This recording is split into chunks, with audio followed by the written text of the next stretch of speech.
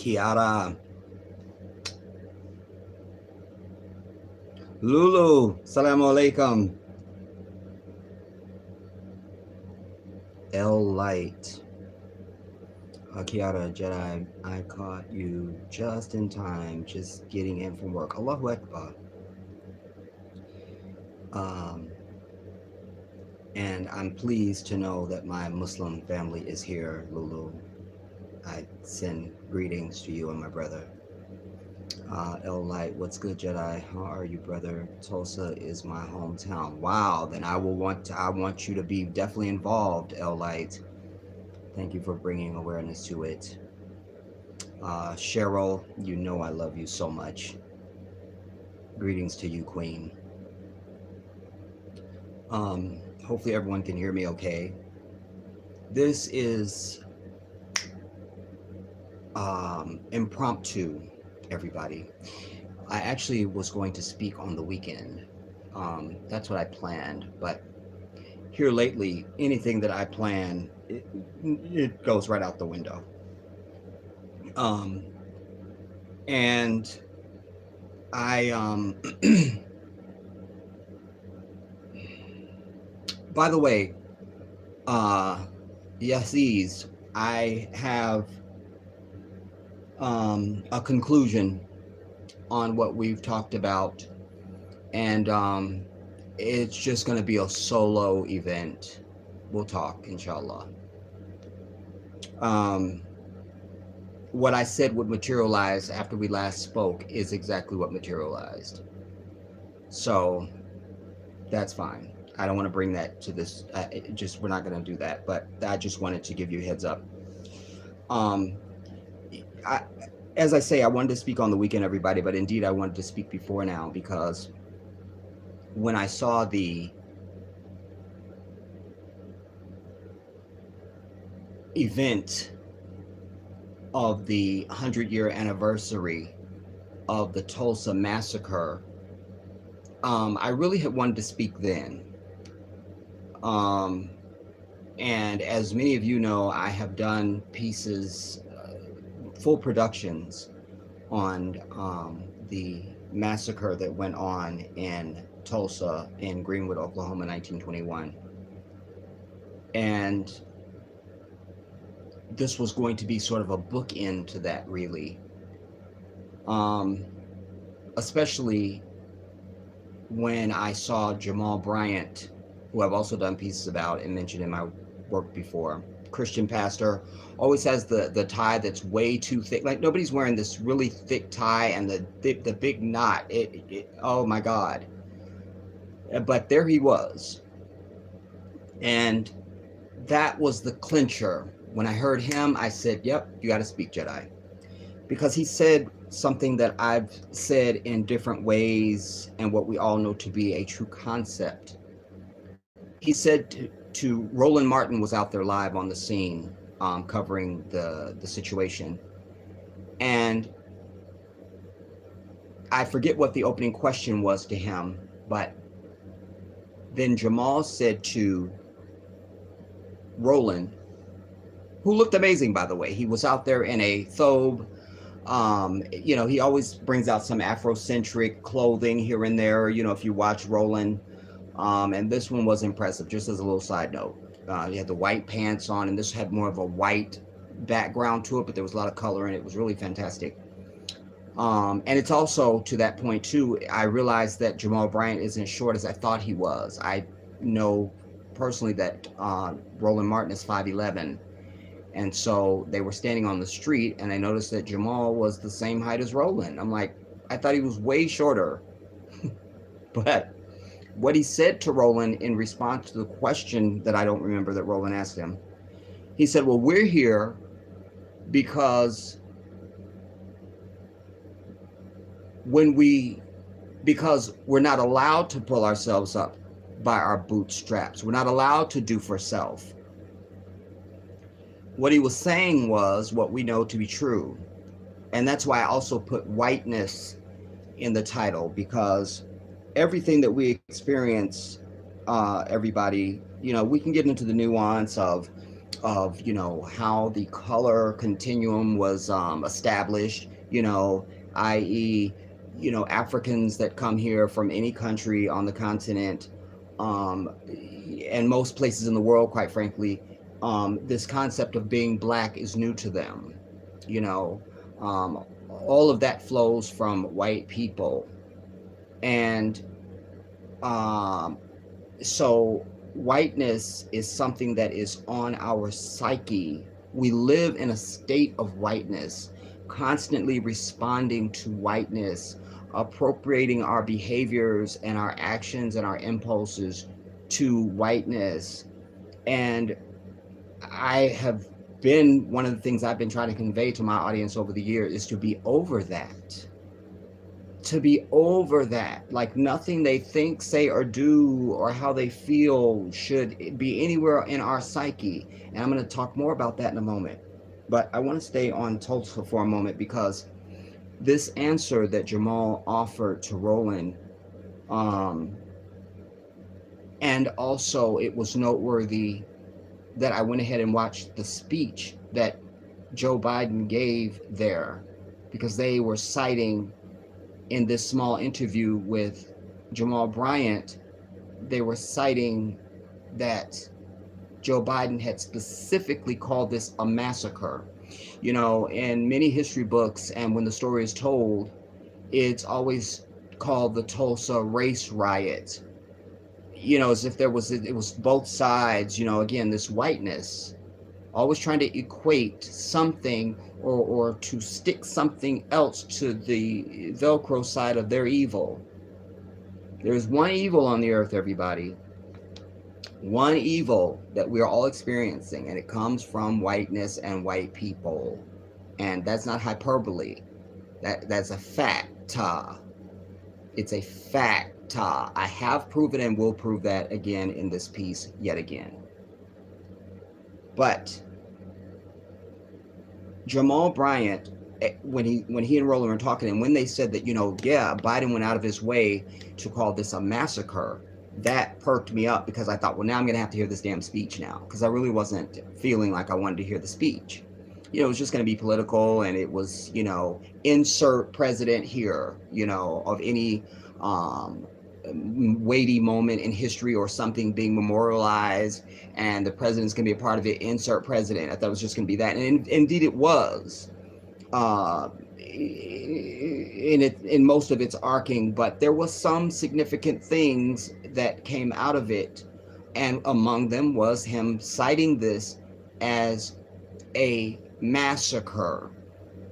Now, they played around with some of the numbers about how many of us were murdered and all of that. But there was a young lady that spoke before him, and she introduced him after her speech.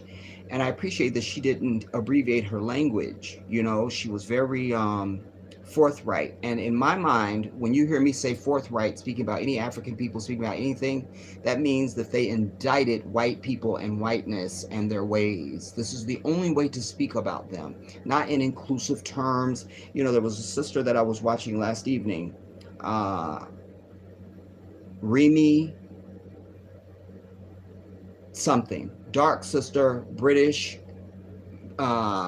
Nigerian, She wrote a book called Why I No Longer, I'll probably mess this up, Why I Will No Longer Educate White People, or something like that. Something, um, why I won't talk to white people about race, or something in that wheelhouse. But I watched several symposiums that she was a part of, and interviews that she had done with regard to this book. I feel like it was 2 or 3 years ago, is the time frame on this. But but I'm moving the Bible out of the way, everybody. I'm Muslim, but I've told you over the years, that don't try and sit cute and be cute. Um, that I read the Kitab. I do, because how else can I speak to Christians? You see, and I also keep a King James version in my car just in case it runs across some nice, friendly Christians who don't know their Bible. And it's well used. You can see I have all my stuff. You know. Anyways, so language is important, because I've said to you also, how you think and speak is how you relate and react. And we have to always echo the moment. Just like these fake Zionist imposter Jews never let anything, a slither of anything, go through without them harking on it. I've said to you in the past, we need to be that, um, we need to police our culture 50 times that. Khalifa of the Most High, Assalamu Alaikum. Who else do I see before it goes away? I'm going to come back over here. But anyways, I don't want to lose my train of thought. So this also ties into the Palestinian thing, everybody, because Tulsa is probably the best example to use to mirror the Palestinian experience, help you have more empathy and a clearer vision, and to sort of be in that space. This is so if we extend Tulsa to not just May 31st, 1921 into June 1, if we extend that to 2021, because Tulsa was what we call the Black Wall Street, was about 36 blocks. And that's probably a lie, because white devils are telling it. So I'm going to say 40 blocks because I can. All right, but the official story is that 36 blocks of our stuff was totally destroyed. Now, those 36 blocks, when you think about 10 million people in the span of about 2 miles, it's an open air prison. But in Tulsa, they marched in, destroyed it, killed us, and marched out. In Palestine, they marched in, killed, burned, destroyed, and stayed. Need you to really feel that. Need you to really feel that. And Biden also pointed out that he was the first president in 100 years to mark any anniversary of this terroristic act. He also did mention that we were bombed from the sky. A lot of people don't know that. And this, there was a lot of talk about this, whenever you bring up 9/11. Some people I know in previous work, different comments I saw from people, with this whole saying that, when they were saying 9/11 is the worst attack on American soil, and this, and by the way, that's not the only time they bombed us from the sky. There was also Philadelphia, the Move movement. There's a piece here on the channel. I've done pieces on the Move movement, that were also bombed from the sky. 11 women and children, 11 women and 6 children, or 11 women and something were killed. They weren't bothering anybody or doing anything. Just like in Tulsa, we weren't bothering anybody or doing anything. But what I want my overall message to be on Tulsa tonight is your big takeaway. I want you to take away everything that I say to you. Always, I've said that to you. But your big takeaway, I want you to understand, because this needs to affect how your future, your decisions for your future. Like, I'm leaving for Africa.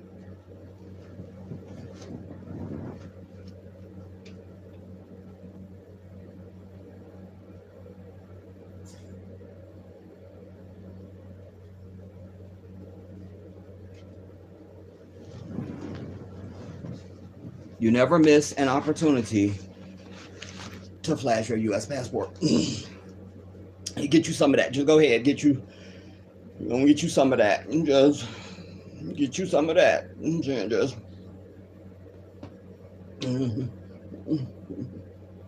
So, the takeaway. Hear this. You are never going to achieve anything in this society. I'm going to say it again. You are never going to achieve anything in this society. I'm saying it that way because I want it to stick. And I'm going to prove that to you. Now, this is what Tulsa was. I've said to you a million times in the past, jealousy is not a natural human emotion, everybody. It's a learned response and a learned reaction from white people. I always use the child. You know, contrary to what the Christian has been told, we're not born in sin. We're born absolutely pure. You're an angel when you're born. You know, it's like I always tell somebody when I first meet them, I always say, you know, you start with 100 points with me. 100 points. Any deduction that's going to come from that 100 points is going to have to be done by you. You'll have to do it. I'm not looking to just start giving demerits. You have to do it. So, as human beings, we all begin with 100 points. Pure, holy, angelic. Absolutely going to paradise after this life. No question. You're going to, poof, paradise, done. You paradise. But the rest of the time, you must earn it. But anyway, you look at a child, and children's natural inclination is what I always seek from humanity. And that is humanity. You know, if you show me any child that's not been polluted by adults, and everything that I say to you is 100%, you can see it for yourself. You can meet a child today you never saw on earth before. They have anything, you go, can I have some? And they just hand it to you. They hand it to you. And then there's a joy that takes over, especially if they give you like a piece of candy or something, and you go, oh, it's so good. They love that joy. They're going to give you another one. And they'll just keep doing it. They just keep getting that joy after from your joy. I love that so much. And I appreciate it because I really do live in that space. Nothing gives me greater joy than to see something fantastic happen for somebody else. And if I can make that happen, I'm over the moon. That's humanity. But what you don't see amongst children is jealousy. You see adults assigning this and defining behaviors as jealousy.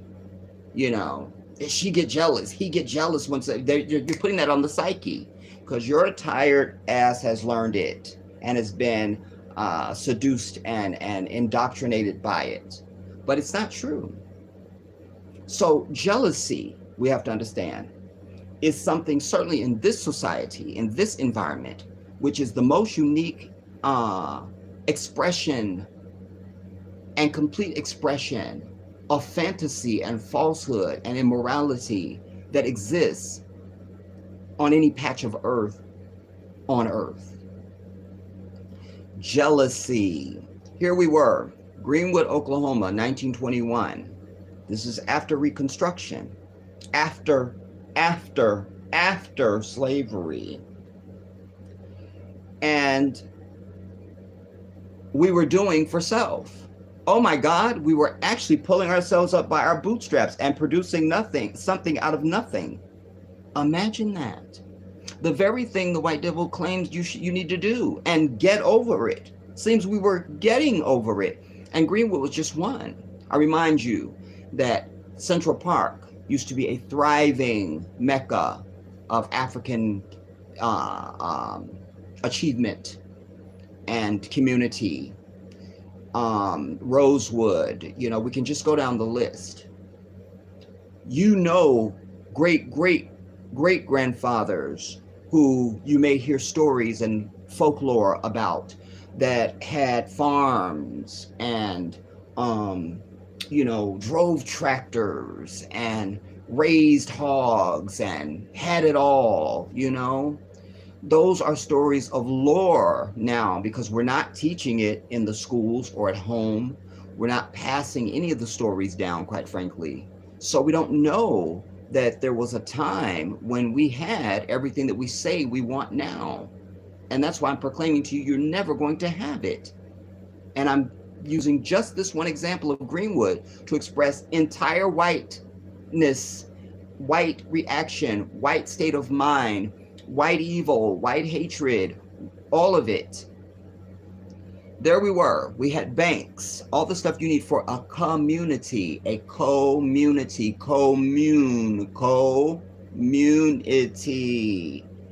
banks, law offices, theaters, restaurants, lounges. We had an airport.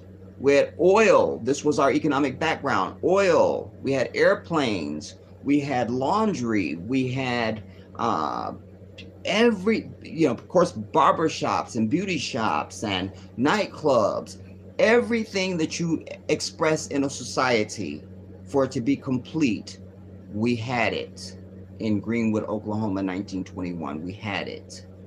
And we had the best of it. So that you need to take away and understand to tell your children, first of all, you need to make your children know about this, but you need to also make them aware that it wasn't just a Black community, it was the premier community in the country.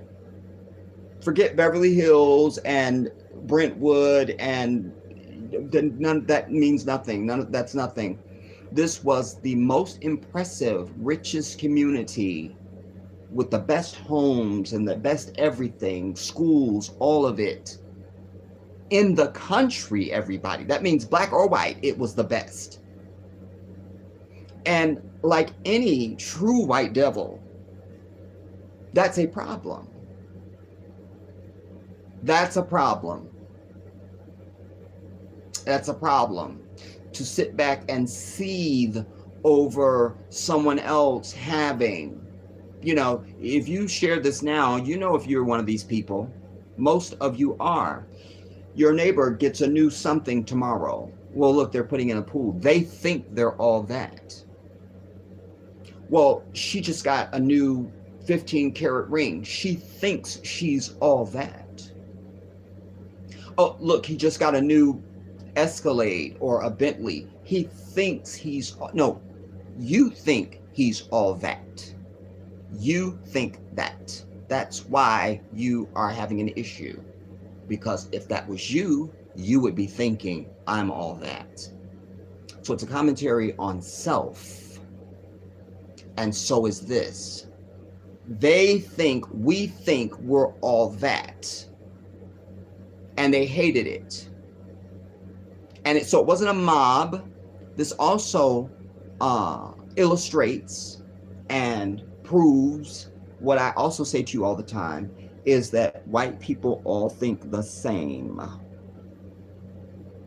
We never see a pit bull and say, well, maybe that one's different. We take precaution because it's a pit bull. Why don't we do this with the enemy of humanity? I ask you this now. Why? Why? So it wasn't a mob. It was every white person within earshot who knew that went through Greenwood on that day, going door to door, murdering and killing. This is a specious beast that we're dealing with, everybody. Who's doing the mass shootings today? I'll just have to check. Oh my God, it's white people. Who's doing it? And white collusion, so that our people were insured. But the insurance company said, well, we can't pay out any claims because you can't show any damages. And the banks said, well, if you don't have any evidence of your money that's here in the bank, we don't know what to tell you. White collusion, they still do it today because they all think and feel the same. We can't let ourselves be our wing of knowledge, our wing of rising into understanding, be dragged on by these cheap concepts of unconscious bias and like you didn't know the shit was happening. If you know you evil, you evil. If I hate your ass, I know I hate your ass. Oh, I didn't know I hated you. Oh, I just found out. Turns out I hate you. Like what? Don't get bogged down in that. Hard, sweeping statements that indict all of them. You understand? You let the other shit work itself out on the other side, if there's going to be another side. We don't have that burden, and we're being burdened, and we're taking on that burden no more. They were collusive and together. I'm sure before the massacre, the mass murder, that they were whispering in their little speakeasies and all of it different, over the years probably. Damn niggers, look at, they have the so-and-so. Not to mention we drove fine cars and we dressed to the nines, Our homes were done, our lawns were manicured. It was a beautiful city. It was a beautiful city, and it was ours. It was ours. And you will never have that because you don't have to. You see, the worst thing that happened after slavery was integration. I wish they would just write Jim Crow right now to force your black ass back to your own. And then we could get about the business of doing what we did before. But as long as you have an option, it will never happen. Because you won't be unified on anything. I'm sitting before you now. I have 26 people. Well, we know that's more than that. I will tell you, when we finish, anytime you just refresh and you'll see that there's usually nearly 400 people watching me at any time I'm on here. But wear the thumbs up, everybody, because you won't do it. So how are we going to build Greenwood again? I'm sitting before you right now, live, in real time. I just clicked my fingers. You heard it. It's live. You see? But why don't my thumbs up match my viewership right now? Why aren't you thumbsing up and I'm sitting right here in front of you?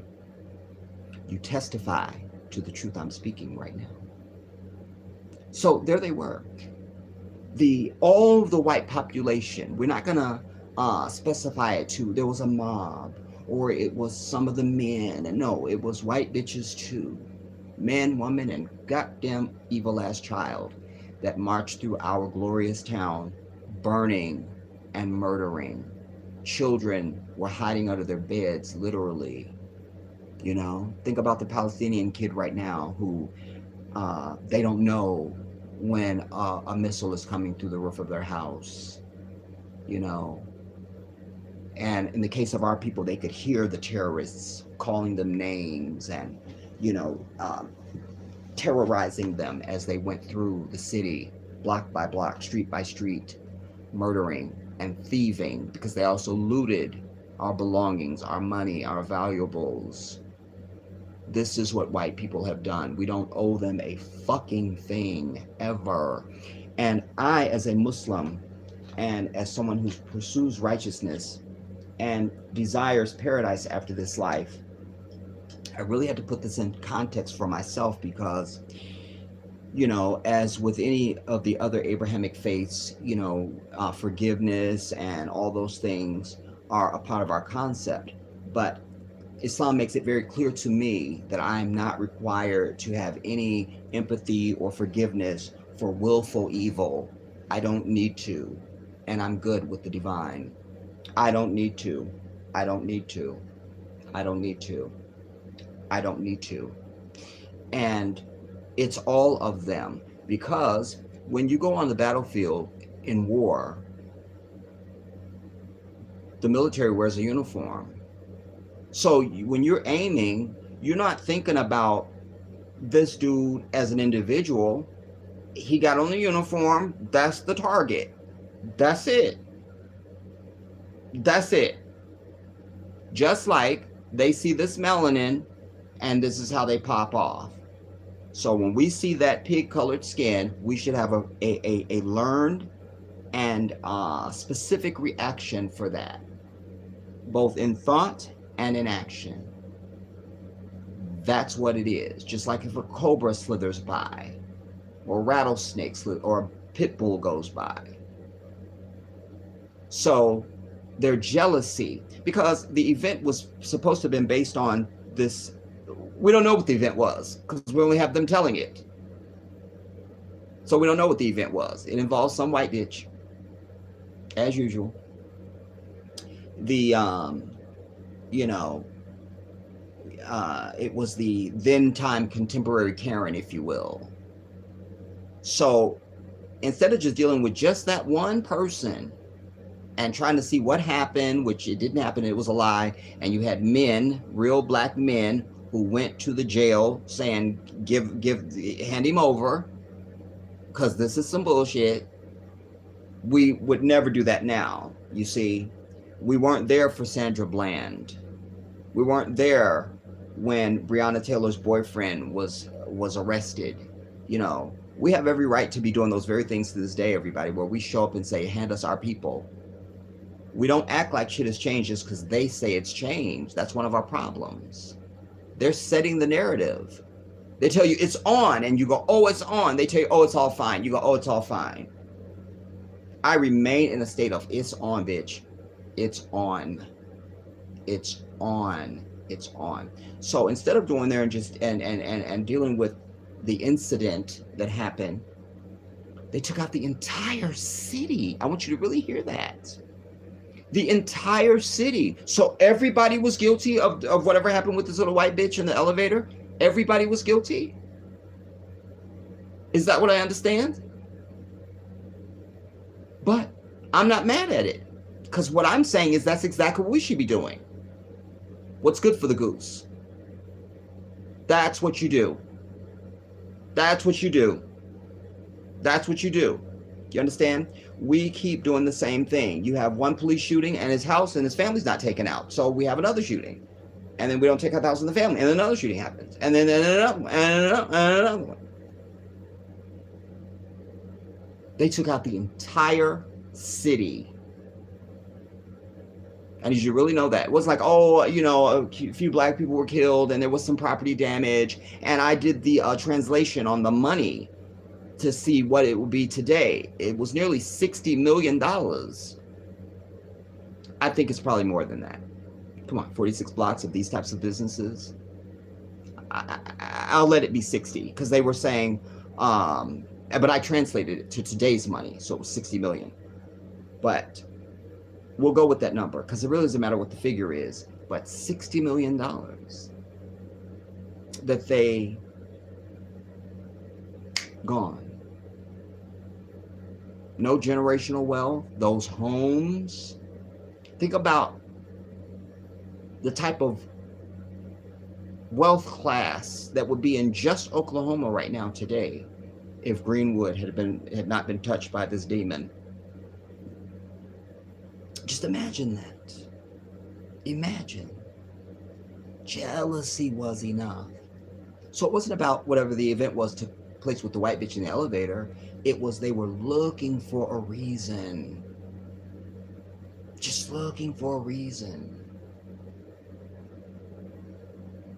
Looking for a reason to unleash the inherent evil that they are born with in their souls, if there is a soul. The inherent evil that they're born with, they were just looking for a reason they could say was legitimate to themselves to destroy this entire city. You couldn't return. And now there's like a little corner, really, literally a corner. And who was it that said they lived in Tulsa? And I think they have plans to do something, like a street's going to go through there. I don't know. I feel like they're planning to do something with that. I know there's some sort of a, I don't want to say museum, but a memorial center or something. Talk to me. But the point is that the city is not there anymore. These people are roaches. We're never going to be over them. You're never going to be able to achieve anything because they don't want it to happen. So what are your choices? You either leave or you kill. That's your choices. Or the third one, you continue to play this little fantasy game. You know, it's kind of like holding something, you know, like for a dog. Here, come get it. And they jump up and you pull it up higher. And they jump up and you pull it up higher. And they keep jumping. They keep jumping. You're never going to put it down low enough that they can get it. That's what they're doing. Make you think you can achieve something in this society of merit that is of true value, that will have an effect on all of our people. You know, it's a fantasy. The American dream. It really is a dream. A dream. And ironically, the true dream, now I want you to really hear this. The true dream is for everybody but you, because of you. What do you mean by this, Jedi? You see, after the expressions like Greenwood and Central Park and things like that, we are better than them in every single way. And we built Greenwood. I need you to understand that. It wasn't like we bought a town. We built it. Because during slavery, we were the craftsmen. We had it all. Remember, we were the first people to do anything on the earth. To build, to write, to learn, to speak, to do anything. We did it all. And those of us that are here now, you and I, we represent the best of the best of the best of the best of the best. We're descendants of those who survived the journey here and endured so that I could be. We did that. But they saw what we were doing in our own land. We were advanced in more ways than them. So they wanted this labor so we could do it all. So we always think in terms of just being on plantations, picking cotton or tobacco or something like this. You must understand, we were the shoesmiths, we were the carpenters, we were the builders, we were the welders, we did all of it. They didn't have any skills, nor did they need to. They didn't need to, because we were here doing it. Even their domestic stuff. We were their maids and housekeepers during and post-slavery, post-slavery. Now, oh my God, here comes this damn 13th Amendment. Urgh.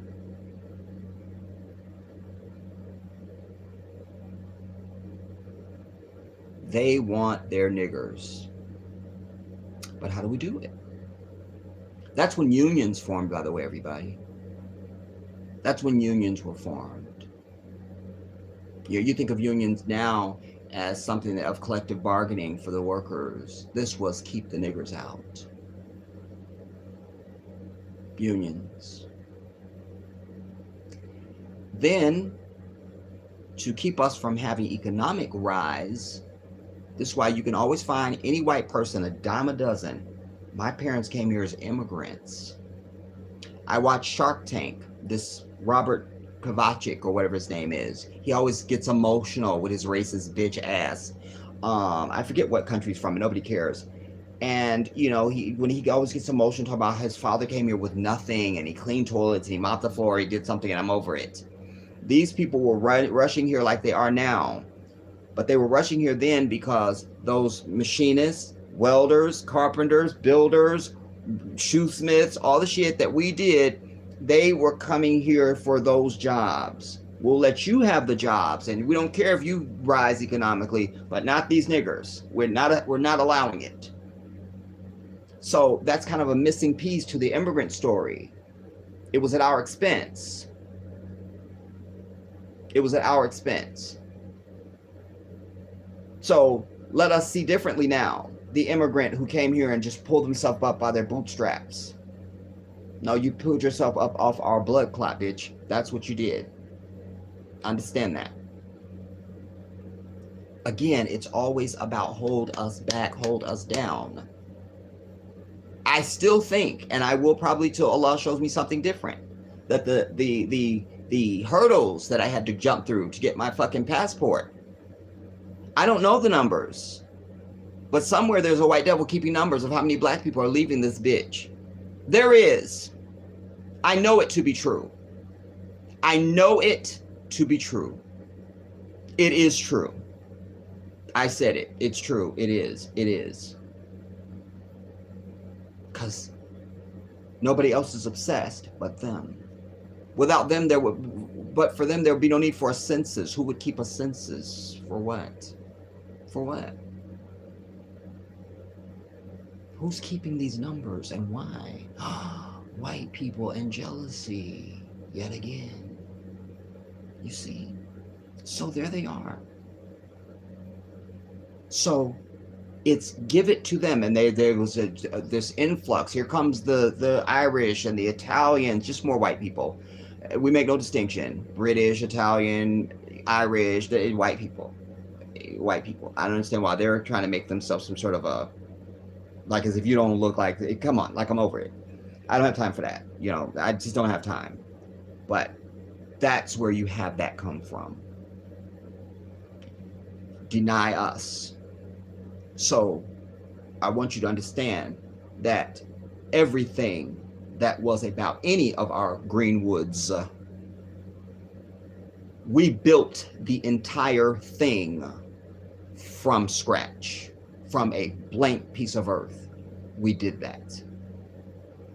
We did that. And there has been a concerted effort to be sure that that never happens again. In lightning speed, they signed legislation for the Chinese people.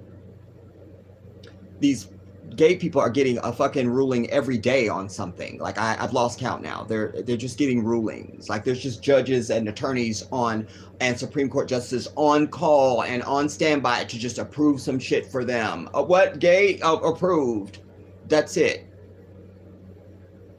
That's it. And the Asians suffered for about 5 minutes, and we have to have legislation. Rushed through Congress. One person, literally one person voted against it. Only one. And I can't tell you who that was because I didn't do my research. One person. One bitch. One. They all agree, whether Democrat or Republican, they all agree on the niggers. Because we are better than them. And sadly, the Christian seduction, the Christian hypnosis has melted away the spirit in you to, if not exact revenge, to at least offer no comfort at the very least. But you're ready to offer comfort when you get into a place of position. And you will be, and you are, because they're dying off. Allahu Akbar. They are dying off. They're not able to produce at the rate of their deaths. Allahu Akbar. But they're running their commercials every day to seduce the black woman away from the black man, and to produce these children who don't look like you or I with our glorious melanin, and who will talk like this and have no connection to anything historical, and everyone's the same, and because it's on, bitch, not and, it's on, and everyone, you see. And you will hear this coming out of the mouths of your children like a fork-tongued snake. It's happening already. That's what they want. They want YouTube filled up with fuckers that sit up here with this neutral shit. They don't want the fiery steed like the Jedi. They don't want it. It's too much. Oh my God, truth. It's holy water. I'm melting. I'm melting. I'm melting. So what are you going to do? You're going to live out your life in mediocrity? You're going to force your people to get together? Or you're going to get the fuck out this bitch? Because there will not be any more Greenwoods. There won't be. because they have your soul. Wild horses run unbridled or their spirit dies, everybody. I will not be saddled. I will not be bridled. Truth is too important to me. It is the thing of importance to me. And righteousness. If I can't get you, there is no future for me here. And no future for you. There is none. Just like Katrina, it was Greenwood again. Many of those people had owned their homes for many generations in Katrina. And when they went to their insurance companies, thinking, well, I'm insured, the white devil was ready.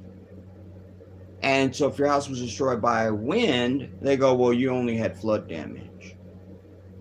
And if it was destroyed by flood, they go, well, you only had wind. So, we don't. And yes, they blew up the levees. Damn it.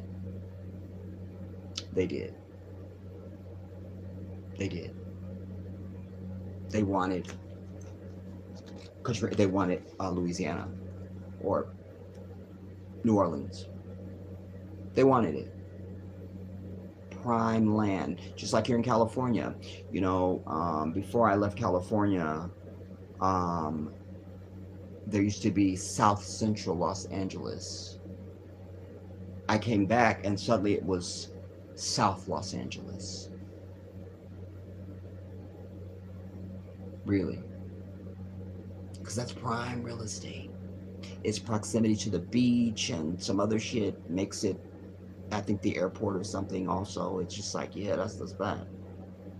And this demon never is interested in sharing, again, the natural instinct of a child, real humanity. You have something, I see you have it.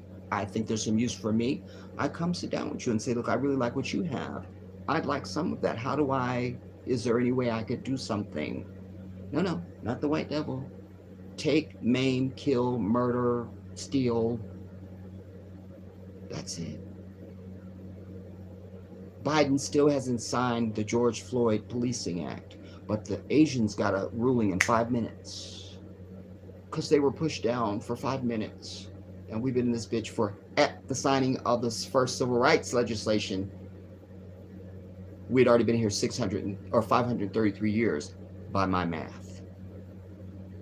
So you can count from 1959 or whatever it was to today and add that to the 533, and that's how long we've been in this bitch. Daily suffering and dealing with this demoness white devil. No legislation for us. Asians get pushed down for 5 minutes, legislation. They will not make police brutality a hate crime. And on and on and on and on. There is no future here, everybody. That's the bleak fucking truth. There is no future. Stop telling your children that there's some future and that they can do whatever they want. That's not true, and you're a bad parent for articulating that. You're lying. You're lying. It's not true. It's not true at all. It's not true. They can't. Sealing this is the many multimillionaires that we have. I shouldn't even use the phrase that we have, that are out there. I think it's more accurate. I mean, like past and future. You got people that played athletics and people that are right now, and they're making millions of dollars. Where, I ask you, where is the picture with the helmets on, the hard hats on, where they broke ground on 50,000 acres of some shit? Where? Oh, that's right, because they all have Zionist fucking lawyers, Zionist fucking accountants who are there to steal their money. Do you understand that in the music business, you're not allowed to have a black manager or an agent or an accountant? That will be Rothwell or Bill Berg or Steen or some bullshit. This is the truth. Not allowed to have it. There was one football player, wears locks, tucks like this, and he dared to have, I brought you this story. You guys are the sports fans and waste your time on that. Tell me. He let, anyways, his career was over, but he still ended up with like 6 million or something. It was like whatever, but it made the point. And they were as hurt over this one player who dared to have a black representation. Who was it? Y'all know the dude and the person that represented him. I can't call it now. I should be shot for this. Anyway, any of your artists out there now, from the little fucking devil, I can't remember the kid's name, to Cardi B, to Beyonce, to just name anybody, you know, they don't have black representation. Because when you're over, we'll take the money. Thank you very much. Even Oprah's fat ass. This is the truth. Oprah has white representation. And why that matters is because that's where the money goes, bitch, after you are gone. And they're the ones telling you what you can and cannot do and advising you and whispering their devilish evil into your ear. LeBron James opens a fucking school for what? He didn't know Dr. Johnson was out there trying to open up a real school for African kids? You think LeBron didn't know that? Of course he knew it. And there he was in his little tight latex suit. I couldn't look at it directly without sunglasses. It was so shiny. There he was. And the pants were so high, I just knew there's got to be a flood coming right now. And he's just getting ready. The sleeves were up to here, you know. That was long sleeve, you know. I can't.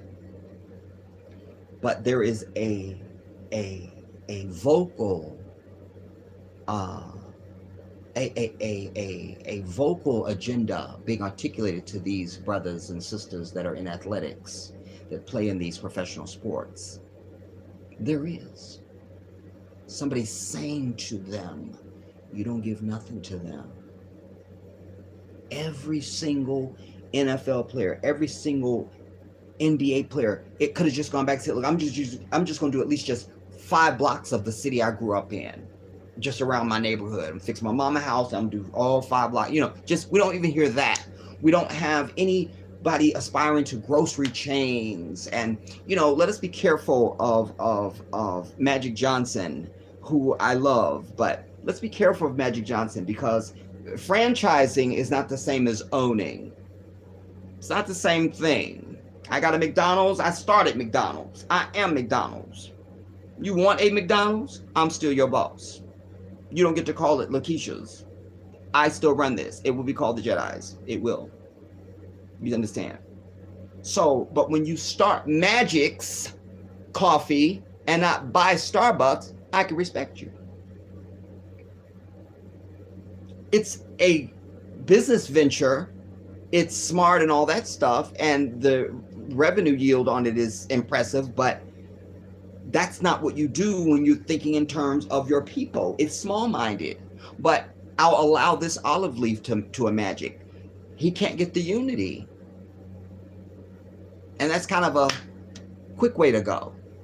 I'll franchise a McDonald's and I can hire black people, versus build a McDonald's and hire black people.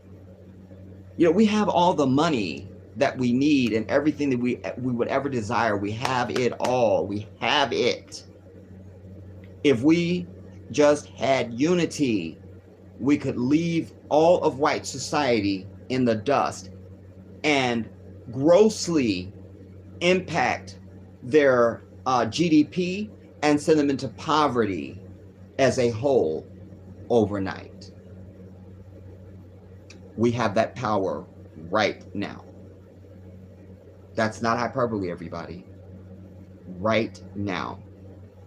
It's a whole lot of white teachers we could put out of business tomorrow if we say, our kids aren't going to your schools anymore. How many white bitches are out there right now? My mom was a teacher, my grandma was a teacher, her grandmother was a teacher, and her bitch before her was a teacher. All teaching black kids, not a damn thing. Could put them out of business and on unemployment overnight. We have power. We have it. We have it. So the story you should be telling your children about Greenwood is that it is a story of unity and division. And that division is better than this bullshit diversity that they're selling now. They're selling us the wrong D. We need division, not diversity.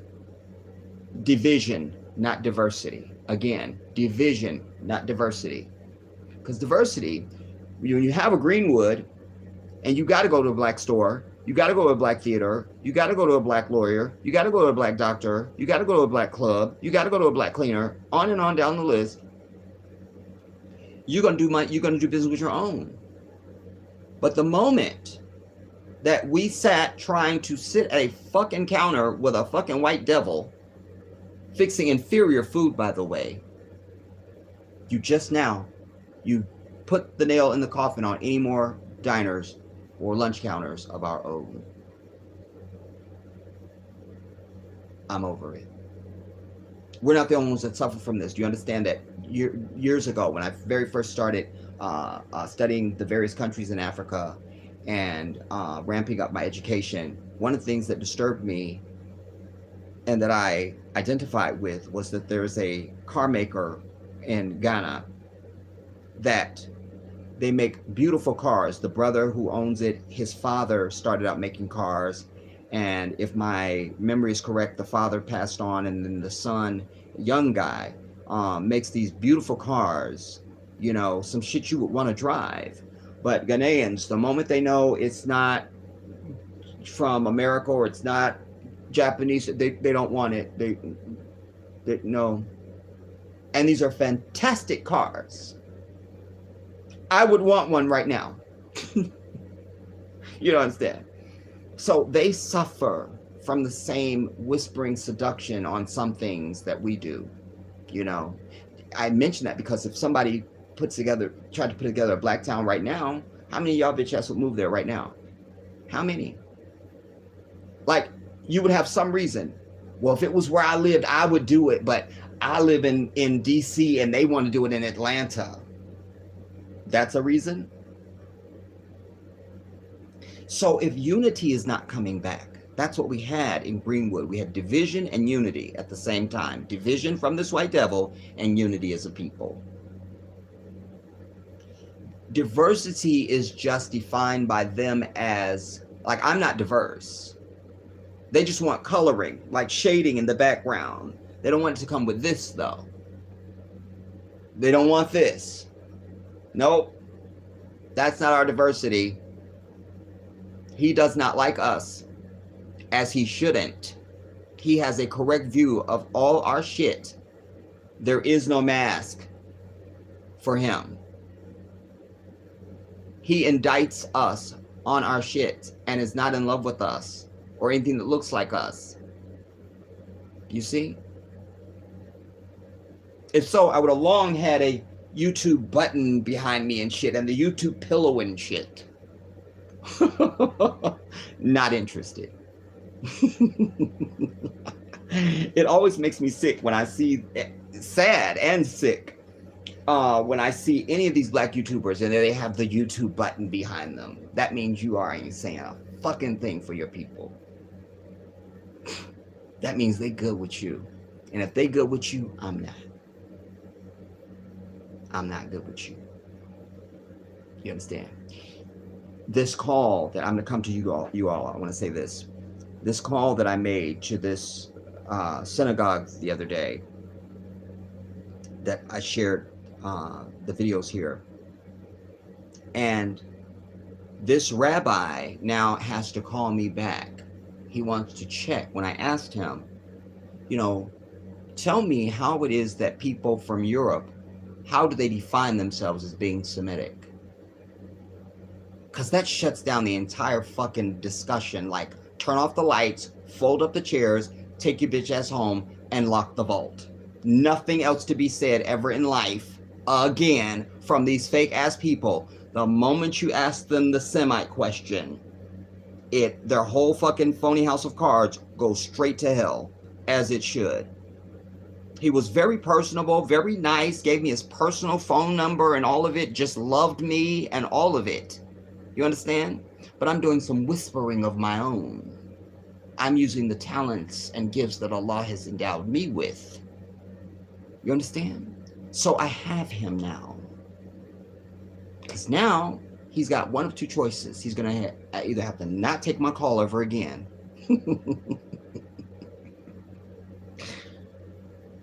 Or he's going to have to, well, they never admit anything, so that's out. All right? Because I always tell you, one of my things I always tell you all the time, there can never be reconciliation without acknowledgement. It doesn't matter who the parties are, what the conflict or issue between them, or what the relationship is to each other. There can never be reconciliation without acknowledgement. You have to acknowledge your shit.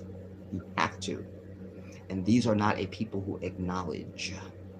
They think they're God. That's the ultimate in lack of acknowledgement. You're not getting shit else out of them. You're not getting it. So there has to be an acknowledgement. And where is he going to, because at one point in the conversation, he said, you hear him on the tape, he literally says, well, only the Jews from Europe are Semitic. And I just let that go by as if I didn't hear it, because I needed to pursue the end of what I was trying to get to. But now when I have him in my clutches again, Rabbi, hi, it's the Jedi. Listen, blah, blah, blah. And I'll fill him up with a bunch of bullshit that I don't mean. And I'll probably be throwing up in my own hand and losing a tooth at the same time, I'm pretty sure, and be on a ventilator. So there's that. But then I will say, so listen, I wanted to ask you again about the, you were saying that, I think you were saying, and then the dumb act. I think you were saying something about, and then get whiter. I think you were saying something about, the Jews from Europe being Semitic. I'm really interested in that. Draw him into my trap.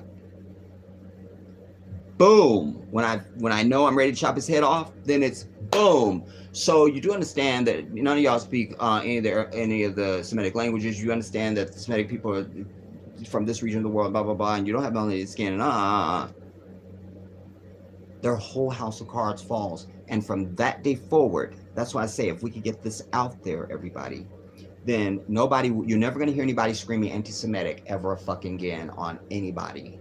There was a bitch that was talking to the Pakistani ambassador, and he said, talking about why it is that the public has such a perception of Israel and the skewed perception of Philistine the way they do, is because, he said, well, because they own the media.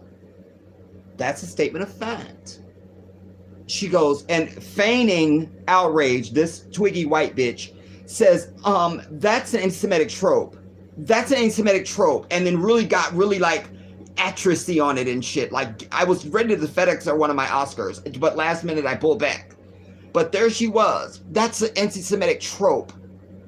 And feigned like she was so insulted and offended. And then they went the rest of the interview, and at the very end she goes, and try not to use those tropes again. Try not to, that's how she ended the interview. Try not to use those anti-Semitic tropes. Like, fuck you, white bitch.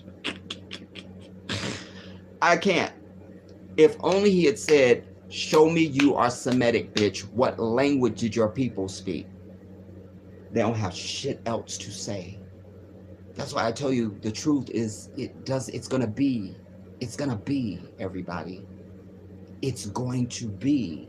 That's what I love about the truth. It just fucking is. There's no pushback or debate for it. There's nothing. It's just, the truth is just what it is. You understand? That's the central thing. But I made just a couple little notes right here. So that's what we need to understand. The two things we need to take away, three things we need to take away from Tulsa. A, you're never going to do anything in this country. B, you need to teach your children that Tulsa is an example of Black unity and Black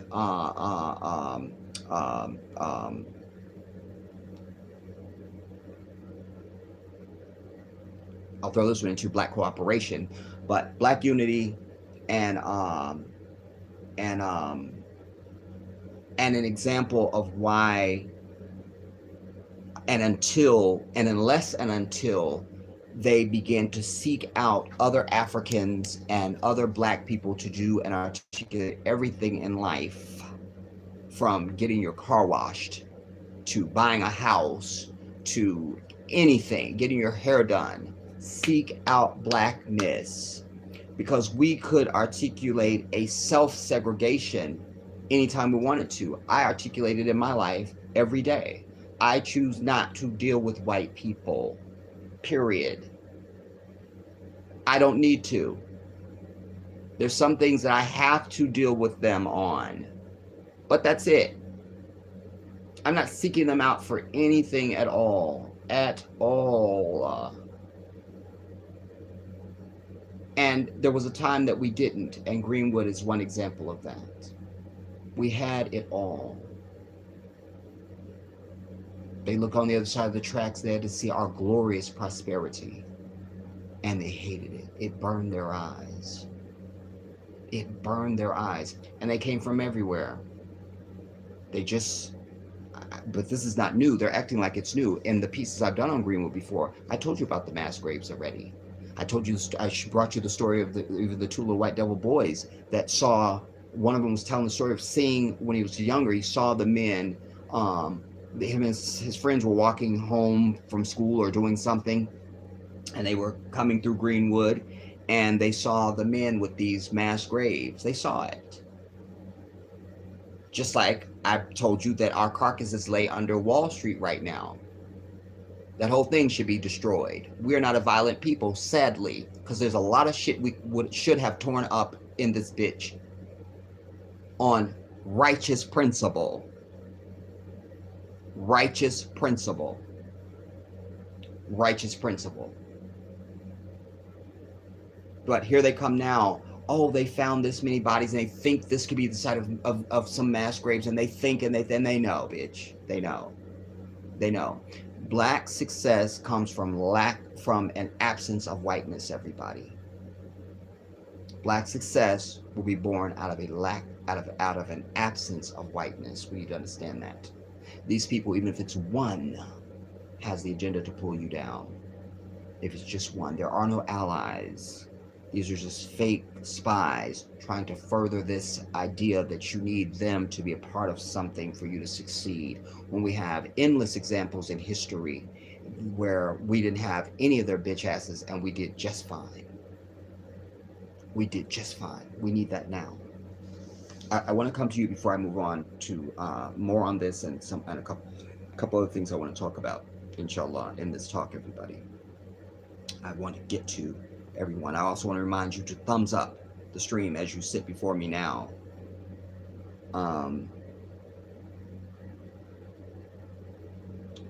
I think the last person I shout out was Cheryl and Lulu. James Rudderson. I don't see any of my moderators either. I'm not seeing any blue. Do I have no? Okay, I see Frankie is here. Shout out to you, Frankie. Yeah, it looked like it's just me and you, homie. Anjane is here. I love you.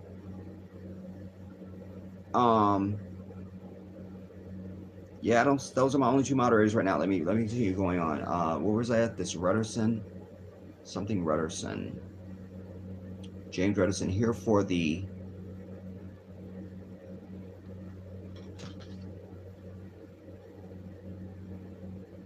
I think you meant topic. Shout out to you, James. Red Dre, shout out to you. L Light. Honestly speaking, I don't even know why Biden wasted his time coming here. He said nothing new under the sun. Information we already know. He gave no purpose and no money. L Light. That was the other thing. I was listening for the speech. I'm like, well, when you gonna get to the money? And, okay, now you're gonna say money. And after you say this, you're gonna say money. And, now it's gonna be money. No money. I did hear rumblings, L Light, that he that I feel like $100,000 was given to some of the people. You can tell me what you know about that. But it means nothing. The fact of the matter is that there was at least some $60 million that they are responsible for. So anytime we've been disrespected in history, just because the fucking people aren't around anymore, you still paying out these fucking big nose ass fucking people from Poland and Germany that don't have a claim to a goddamn thing. And their shit didn't even happen on the soil, if it even happened. So you just set up a fund, and that, just like they could find every man, woman, and child in this bitch to dispense a stimulus check to, they know where our black asses are, and you just get a fucking check in the mail or a direct deposit. It's a game. Fuck Biden. I hope he croaks and dies. And what would really make it beautiful for me is if he croaks at the top of the stairs coming off of everyone and then just sort of tumbles down the fucking flight of stairs. That would give me my entire life. That will do it. I'm trying to think, well, I need something else. Maybe a B12 shot. Other than that, I've got my entire life. Everything I need. All my vitamins, all my minerals, I'll have it all. Khalifa.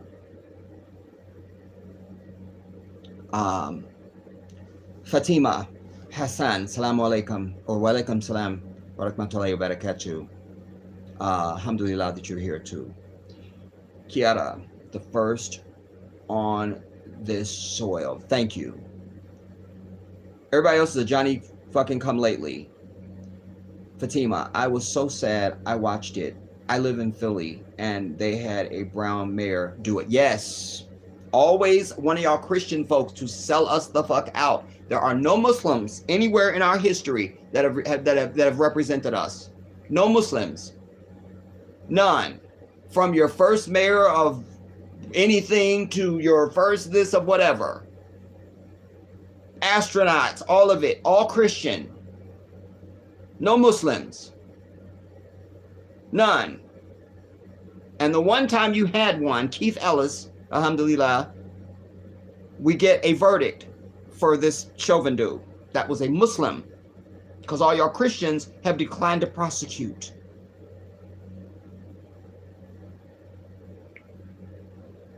The weak heart of the black Christian is something that books should be written about. Lord knows I've done hours and many thousands of hours on it over the years I've been on this platform through 2 shutdown channels.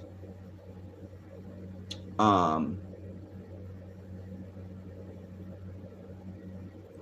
am I at?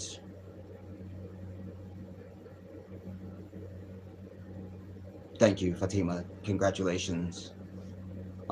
It's hard as hell. I'm a small business owner and they lean on you all the time. Listen, when I opened up my business, Fatima, which just at the time that you all met me in 2014 was right around the time that I was beginning to land my business. But I will just say this to you, that even the day I opened my brick and mortar, I'm ready to open. The fire extinguisher on my fucking wall was like 6 inches lower or higher or something. I had to wait for the fire marshal to so I moved it. I'm like, so just fucking give me the shit now. I had to wait. Yeah, that's just one. You feel me? There's stories I could tell you. And also to your point, it goes back to something we spoke about when I talked about Dr. Johnson. You know, people aren't understanding the hoops he's going to have to jump through. You know, our people need to educate themselves about the nuance of things, because you're not understanding. Miss GNX, Black Power, bro. That's right, baby. Black Power and Black Power only. Fatima, I have a daycare and I love working with them. They are angels. I know, right? That's what I'm saying. When you see a pure child, like I learned humanity. I've learned humanity from children. That's one of the things that has kept me preserved. I love children and they love me. But real children, there's nothing more glorious Nothing. Nothing. Man, I told y'all when I was a teenager. I was in high school already. I I don't know if I was in the sophomore year or not yet. But I was a teenager, and my two best friends was the two little Latin boys, Michael and Giovanni, and we still played with our Star Wars toys in the dirt and everything. I'm a grown ass teenager going to high school, and I feel like Michael was maybe 8, and Giovanni was younger than him. But those were my buddies, man. Those were my buddies. They couldn't say my name because my name is Arabic, and they couldn't say my name, so they come to my door. Hey, can he play? Raheem Allah, wherever they're at, man. I love children. I am I'm settled by them, you know.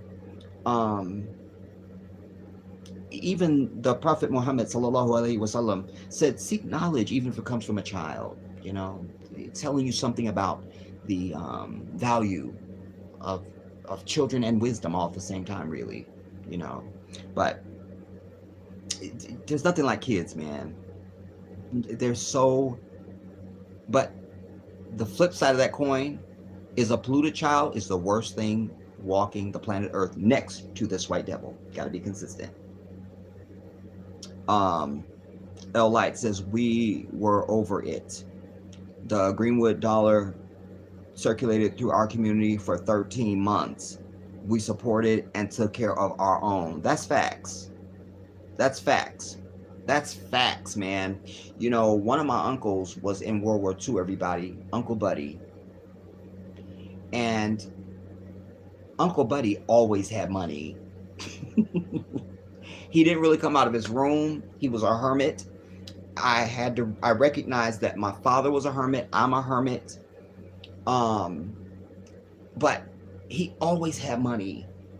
I mention him because, you know, when you go down south, and if any generations you can find that are still left, like I got buddies of mine back in DC and in Maryland that have family like down in the Carolinas and stuff like that, you know, when you can find these old families, you can get a glimpse of that, just a whiff of it a little bit, you know, of a time of yesteryear when we had, you know, man, I just lose words. But you know, my father, even when I was very young, you know, we used to travel across the country a lot, and we went to Arkansas before this. This was before we moved to Arkansas, because I lived in Arkansas for a while. But he had one of his buddies. He called him Pretty Boy. He had a big farm. He had his own biplane and all of that. And I just thought, this is a king. They had a big house on their own land. It was so beautiful, you would cry. And everything that we ate off the table that night for a glorious dinner we had, everything on that plate had just come off the land. From the vegetables to the meat to whatever refreshment we had to drink. It was everything. That's peace, you know? Man. Fatima, yes, that's true. My grandparents had 400 acres of land in South Carolina, as I'm talking about the Carolinas. We grew all our fruit and vegetables, all cotton. Also cotton. You see what I'm saying? Oh, light. No community throughout America has done so. That's the truth.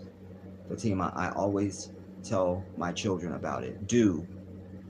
Tell them and make them go and learn it and know it. And because what we want to do is we want to put this seed inside of them that burns, this fire, that they understand that no matter what they're being faced with in front of them, no, my destiny is something else. No, that's not really me. My sights are set a little higher than that, you know. I had that fire. I've told you the story before. You know, I had that fire in me, and it's something that I always knew was something precious and sacred. and that was really kind of echoed when I heard Oprah saying one time. She was saying, my grandmother and my mother and my auntie and all them, they were, domestic workers, and they would tell her, Oprah Gail, make sure you get you some good white folks to work for, you know, so you'll always be able to, provide for yourself or whatever it was. And she said she just kind of knew in her spirit that's not really gonna be my life. She just kind of knew. She just kind of knew. She wasn't Oprah then. She was just a little pissy little girl. But that whispering, that fire was in there. That seed. There was a knowing. No, that doesn't feel like what I think. That I don't even know what I think yet. But that ain't it. That's not it.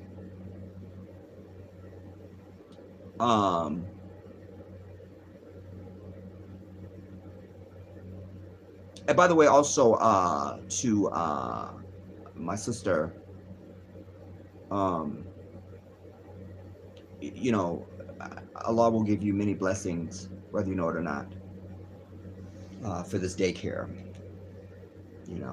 Be very equitable and kind, and understand it as a gift and a test and a responsibility all at the same time. Let your every move be for the glorification of the divine, and everything else will work itself out. There is great blessing in that for you. Great blessing.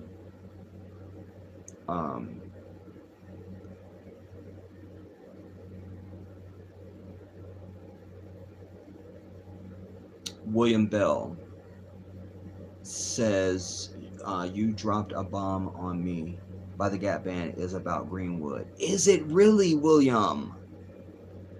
I did not know that music trivia, and y'all know I love me some music trivia.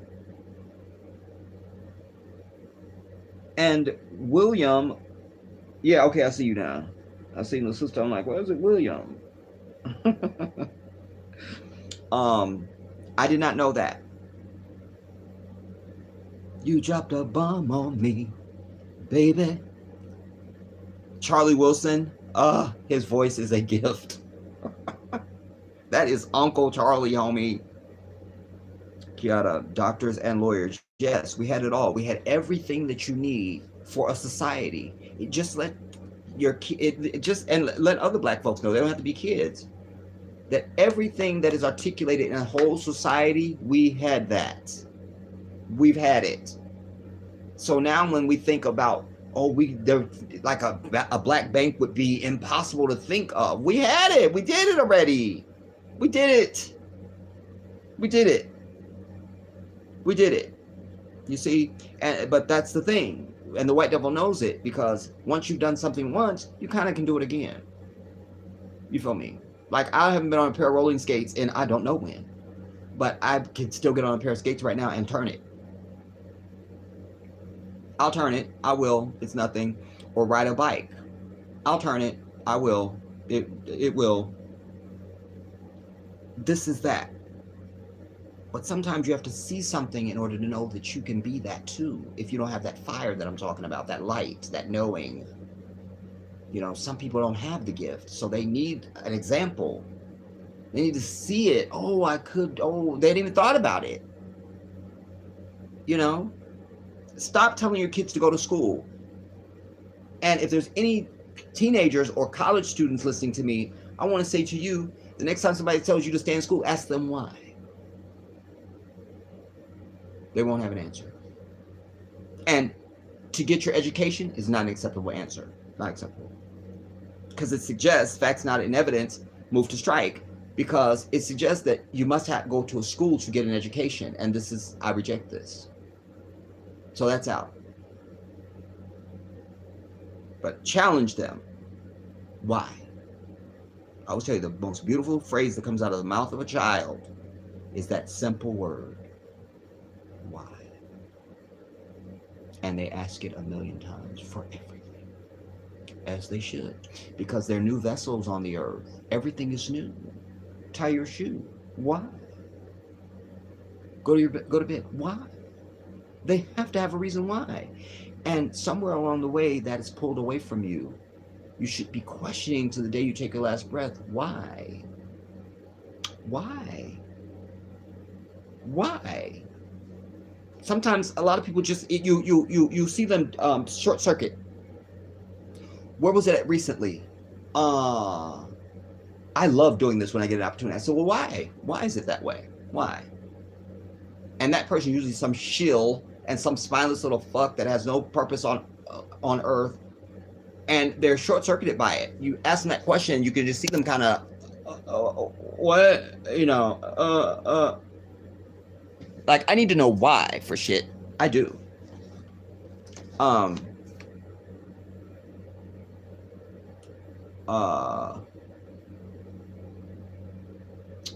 Cheryl, if I didn't shout you out already, I want to say greetings to you, Cheryl, and I'm so glad you're here. The federal government, the state of Oklahoma, and the city of Tulsa owe those reparations, or shall we say blood debts, to those Tulsa survivors. They owe millions and even billions of dollars of the American dollar. I love you for that, Cheryl. And I also love the shadiness and truth of blood debt. Because again, how we think and speak is how we react. And strong language is so important, especially when dealing with this white devil and anything that has to do with us or our history and them. We have to use strong terms that leave no doubt about how we feel about the shit. You understand? No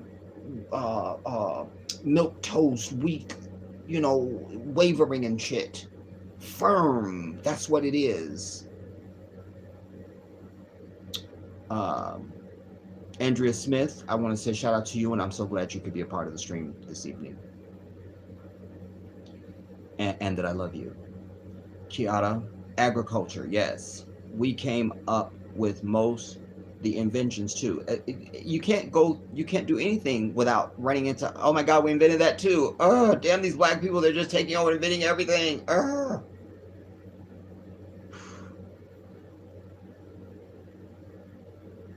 Chocolate Rhythm, good evening.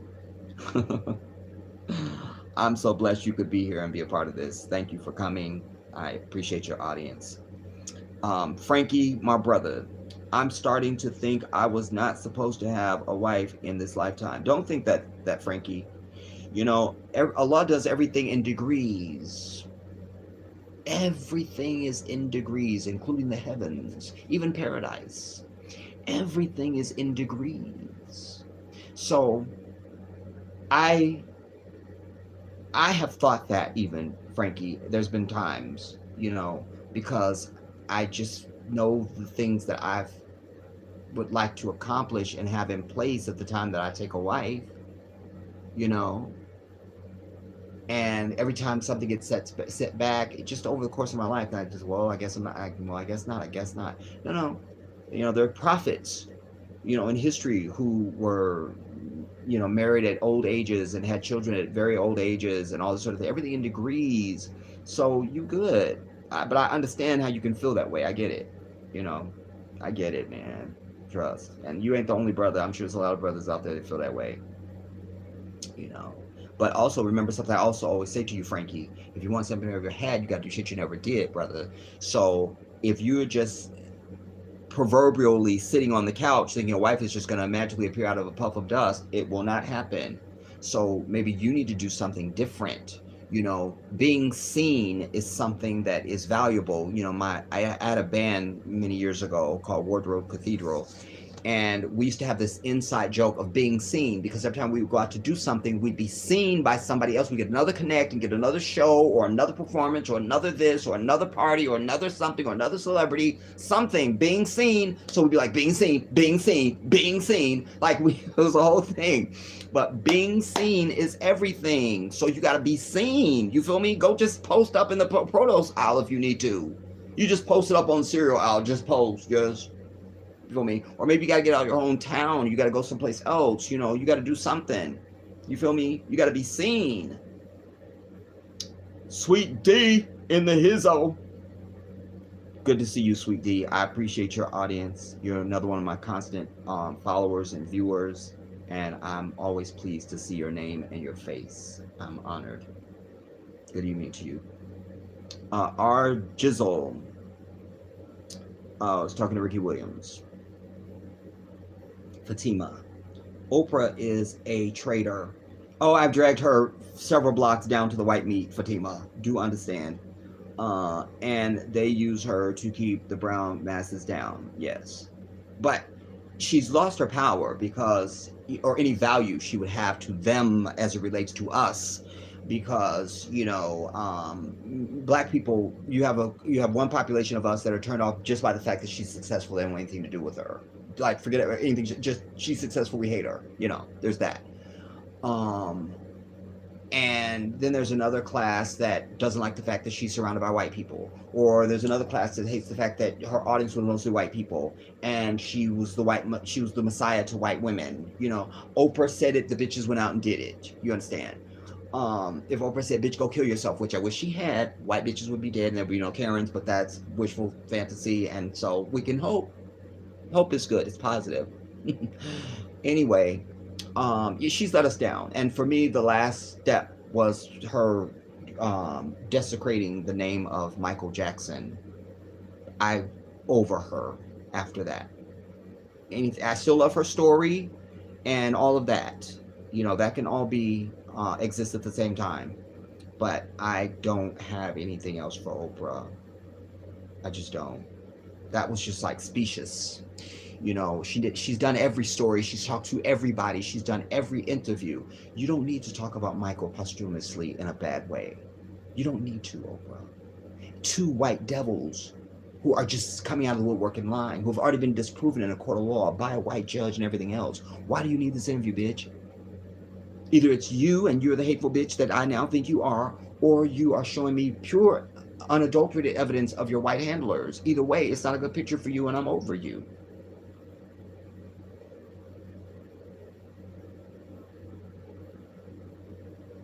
And let us be clear, the most famous human being ever recorded in human history is Michael Joseph Jackson, and the greatest entertainer the world has ever witnessed. Fact, done, not up for discussion. R. Jizzle, Master P. What are we saying about Master P? I'm out of context, guys. I ran my mouth so long, R. Jizzle. Tell me what you're telling me about Master P. I want to shout out T-Town. T-Town, haven't seen you in a minute. Yeah.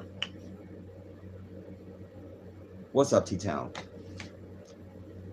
You say fighting so hard to patronize their businesses made it harder to have your own. Thank you. We used all that energy trying to get in the masses, when you could have been over building some shit for yourself with that same energy.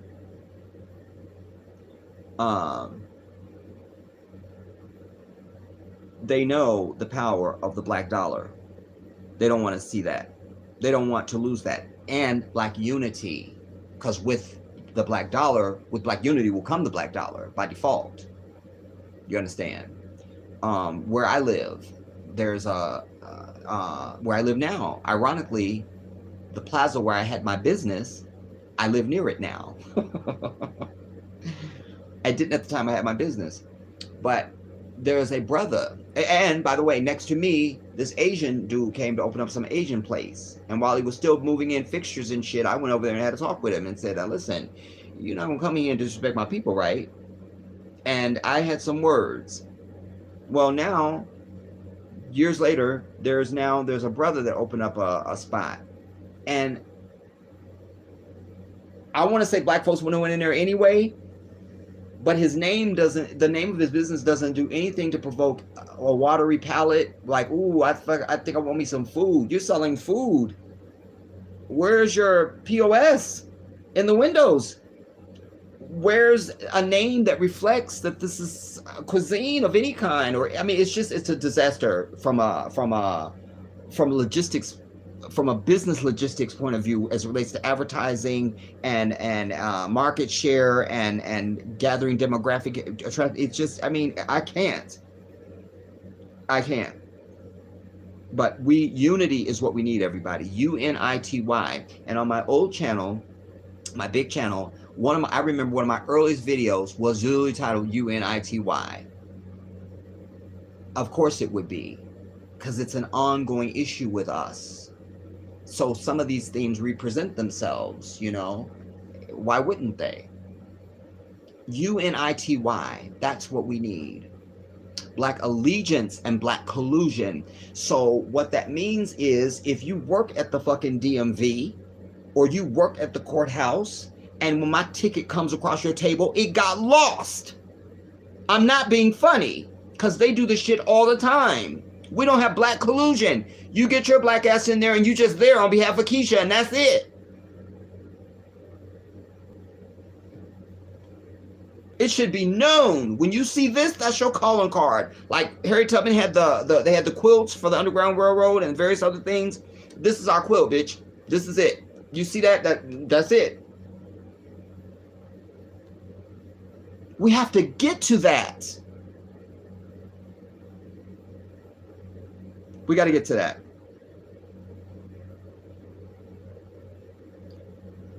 Another shout out to my queen, Anjane. I love you. Lulu. Again, Salam Alaikum says South Africa is going through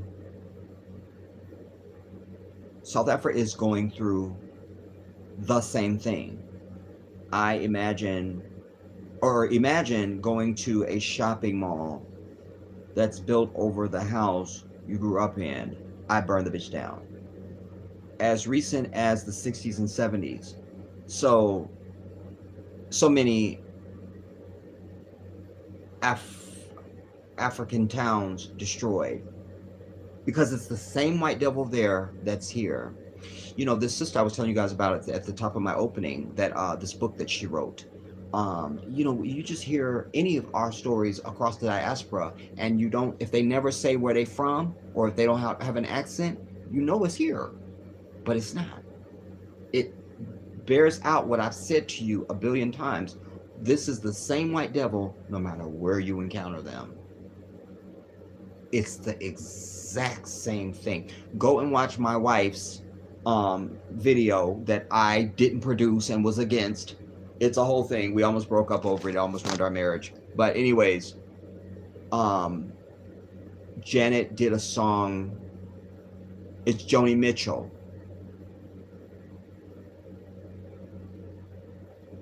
Is it? Yeah, it's the Joni Mitchell song.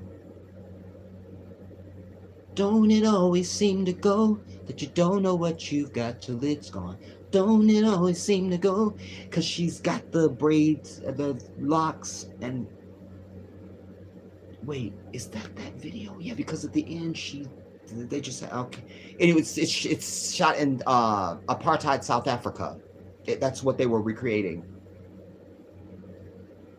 And it's the same thing. It's the same thing. Listen, everybody, I want you to really, it's not like, oh, it's kind of like, or I want you, it's the exact same shit. 100% is what I need you to understand. 1998, Wilmington, North Carolina, a majority black population. Or 1898. See, I'm reading stuff that's not there. 1898, Wilmington, North Carolina, a majority black population with black elected officials destroyed. And I'll just add your words, my words, not yours, by the white devil. T-Town. Tulsa Massacre is on the news every night, capital letters. Here, the bodies, the historic buildings, etc., every night. And instead of, when we have moments like this to use to indict, we include and draw closer to them. This is your moment to say, this is why I don't have shit to do with your white ass. I don't give a fuck when you were born. This is why I don't have shit to do with you. This is why. Lulu. Seneca Village, now Central Park. This is what I was talking about. Was created on top of a community of predominantly African many of whom own property. You see what I'm saying? We were doing just fine without these fucking people. And as long as you hit your wagon to them, you're going nowhere fast. And as it relates to the spiritual realm, everybody, this is why I've preached at length and so thoroughly about the Christian vomit. And I can call it that because I am very acquainted and well read on this piece of crap that is not holy and is not from Allah, the creator of all things. It is simply meant to be a harness on your psyche, your character, and your soul. That's what it is. And so, when you understand that hitching your wagon to these people from a spiritual perspective, these are people who are not connected to God.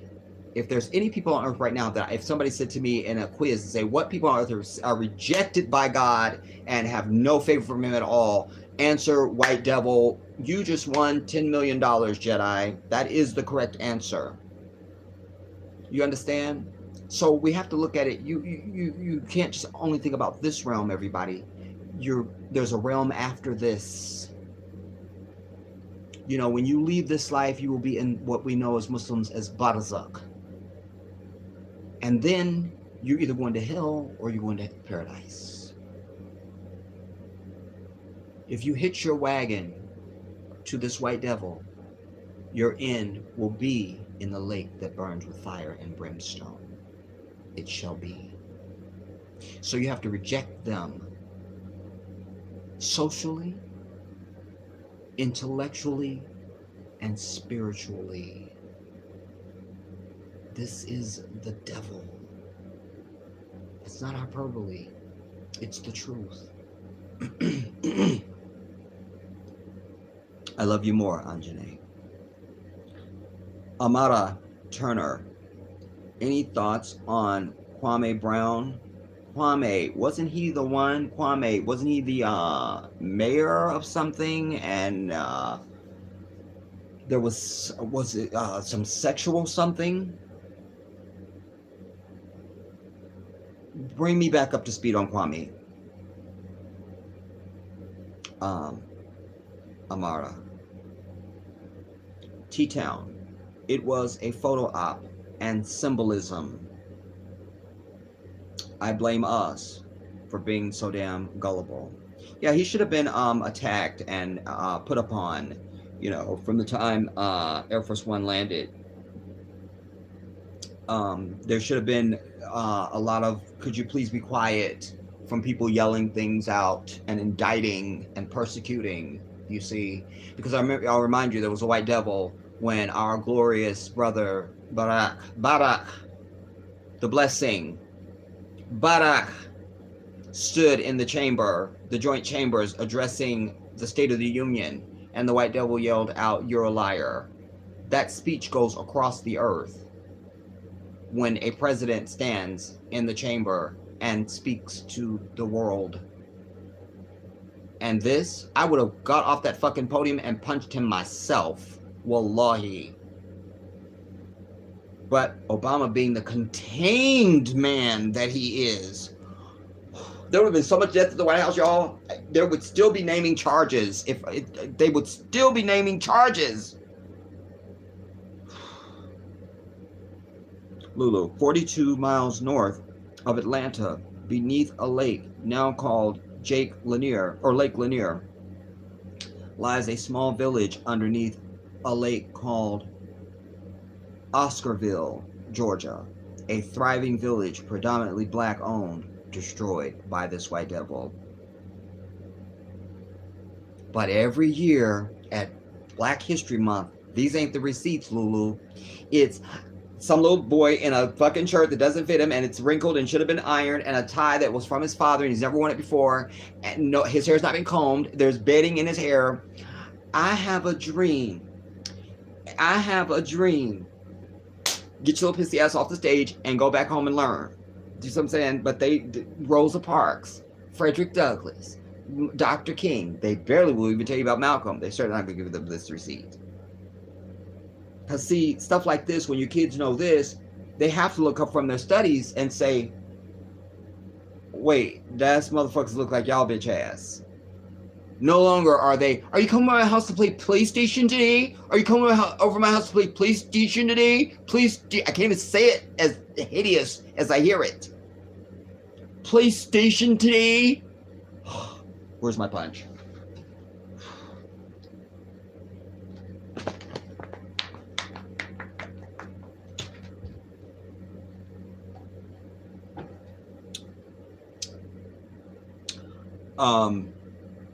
Fatima, but Oprah does work for white people, just on a larger scale, right? Because she's, you know, I mean, she got her emancipation to some degree. You know, she went to the highest degree that you can go to. Like, they canceled Arsenio. You know, he had his name was on the show, but Paramount owned you. So, and he didn't own the show. You know, it's not like he went and sold the Arsenio Hall show to them, you know. So Oprah owned the show. I mean, she could take her show to any network she wanted to. That was the first step. Own your show. Then somebody else had the studio, though. So she built her own studio. So she was her own Paramount. You understand?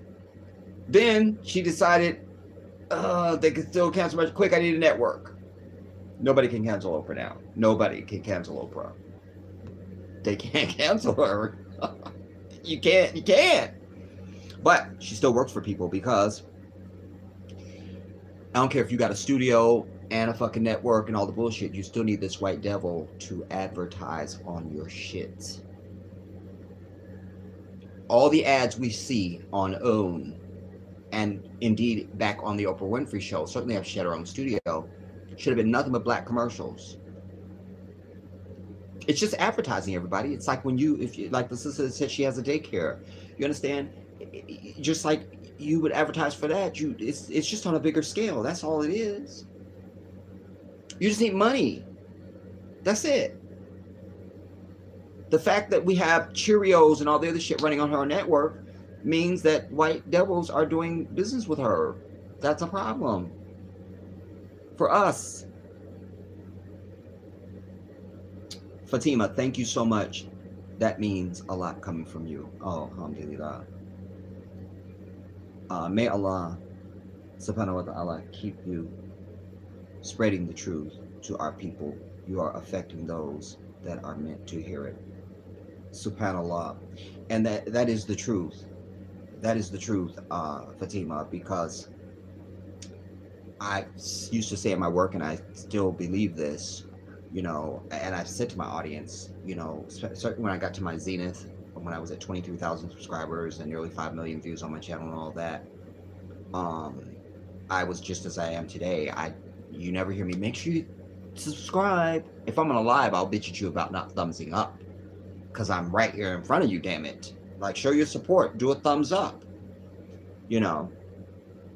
But I used to say to my audience, you're here because Allah sent you to me. I believe that in order to be true. When I had white devils telling me, your channel's never going to grow because you alienate white people, because they see a black face, they expect for you to start sucking up to them and saying things that don't alienate, make them feel fine. And they weren't hearing that from me, and that short-circuited their white asses. Do you understand? And then they also want to argue because they're just the demon. And I used to threaten my own audience. We ignore them. I'm doing my things behind the scenes to put in things that will block their bitch ass, and I'm fighting the war. But shit that gets through, you don't argue with them. If you argue with them, I will fucking block you too. Because even though my people didn't realize it, I know this white devil. And when they realize you don't fucking pay attention to their ass and you mean it, they go their fucking ass away. Suddenly there was no more white devil problem on the channel. No more. They just want, because I gave them nothing. They want you to say something or at least have something, and they weren't getting a fucking drop of my blood. Not one. I'm above that. They are beneath me. Why would I allow myself to be that déclassé and to give of myself?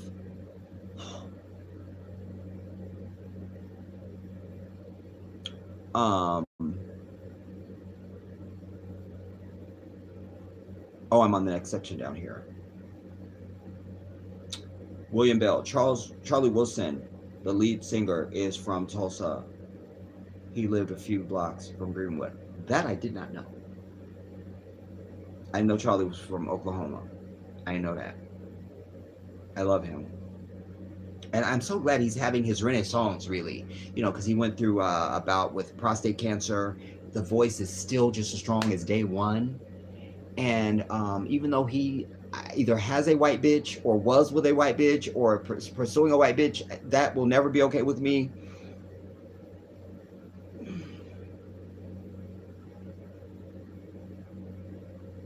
Can't take away the talent.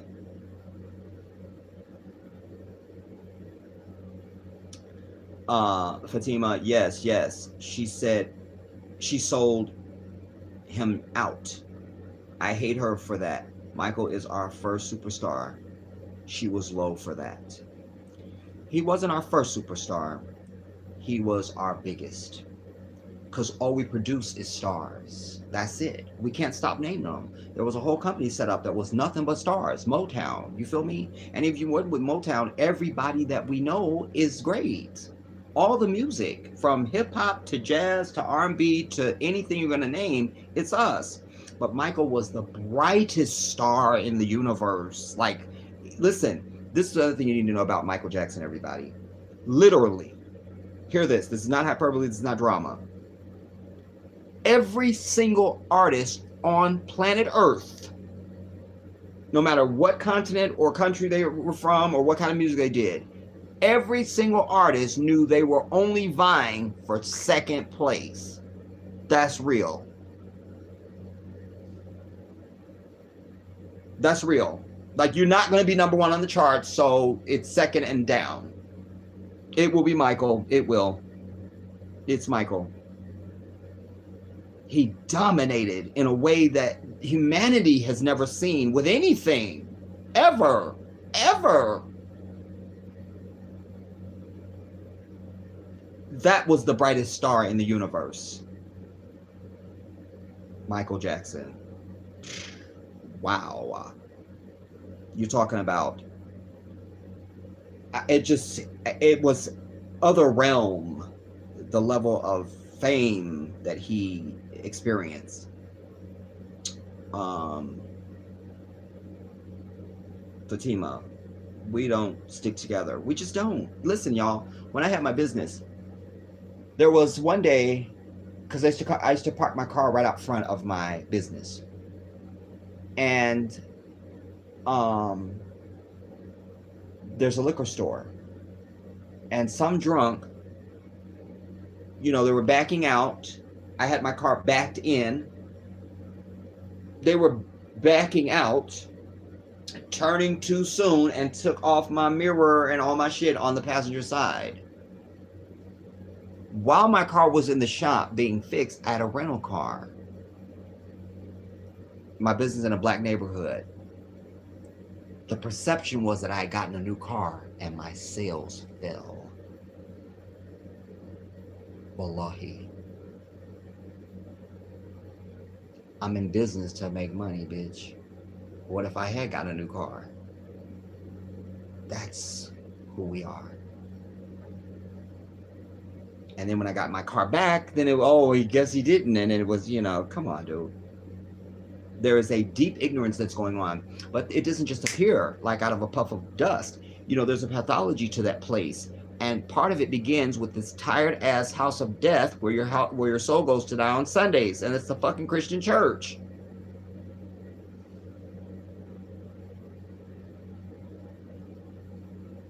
Christopher Moody, greetings to you. It's been a minute. The problem is Keisha at the DMV isn't buddies with her boss and will just let her loose stuff like that. They always make sure they got friends in high places. We don't have that kind of pull. Big Yellow Taxi, Joni Mitchell song. Yeah. By the way, Janet was obsessed with Joni Mitchell. For what? Anyways, but I want to deal with Christopher's comment there because, listen, I've always been an advocate for us in every job I've held since I was a teenager, everybody. So it's not a fantasy to me, it's reality. I advocate on behalf of my people no matter where I'm at or what I'm doing. Listen, I worked security at a bank one time. I saw the brothers come across the fucking parking lot with their backpacks and shit. They came in and robbed the bank. I didn't give a fuck. Did not care. Didn't care. Didn't care. Didn't care. The FBI came. Did you get any look at the suspects? It happened so fast. I'm just traumatized from it all and I can't go on. That's the truth. So Keisha has to get a backbone, Christopher. And she's got to be covert if she needs to be. Whatever it is to get the task done, it needs to happen, you know. And maybe it's not possible in all scenarios, but there's more of them that are possible than are not, I would suggest. And we just don't have people out there. You know, if you're a black police officer, you see a car speeding, okay, it's tinted windows, you couldn't tell. But they got automatic license plate readers and shit now in those cruisers now. Once you see it's a black driver, you just kept on going. You feel me? Like, we should be doing that shit. We should be doing that. We need that. And it used to be a time when you could shame our people into that. Now they don't care. They get great joy out of being up on something as one black face. This will tell you, because anytime they have anything going on, you remember even Trump. See, where's my African American? That my one African American friend, where is he? To them, that means he has black support. Just one. Goes back to what I'm saying. What's good for the goose? One of their ass. It's all of them. It's all of them. I don't give a fuck you was born yesterday, bitch. The baby in the incubator right now at the fucking hospital. That's a hateful bitch. Right now. Right now. Right now. Right now. Do we have any evidence to suggest that that could not possibly be a Karen? Or a murdering devil? Link. 1111. Greetings, Jedi.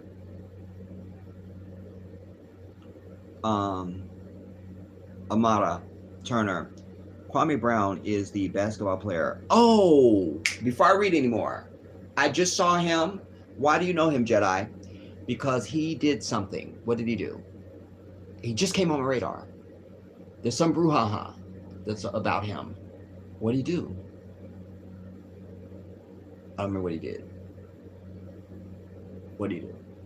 Because I saw him in his car. And he is streaming, disrespecting people, threatening lives. I appreciated that. Okay, I'm going to read it. Damn it. He's the basketball player that the media disrespected for 20 years. He started his YouTube channel last month calling out all the media for going out of their way to disrespect black people. Yes. Yes. I do know of him. He's new to my universe, Amara. But yes, I just only recently became acquainted with him. Fatima, I actually was honored at the White House by Barack Obama. You were honored, Fatima? Girl, I got this caliber for my work with working families in 2015.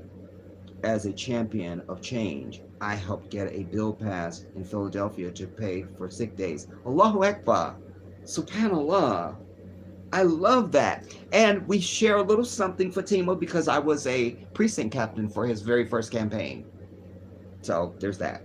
I wasn't honored at the White House, and I feel like Michelle was giving me eyes and she wants me, but that's something else. I don't want to get into it. And Barack should feel insecure, but again, it just, you were at the White House and I was a precinct captain, and that's all fine. All right,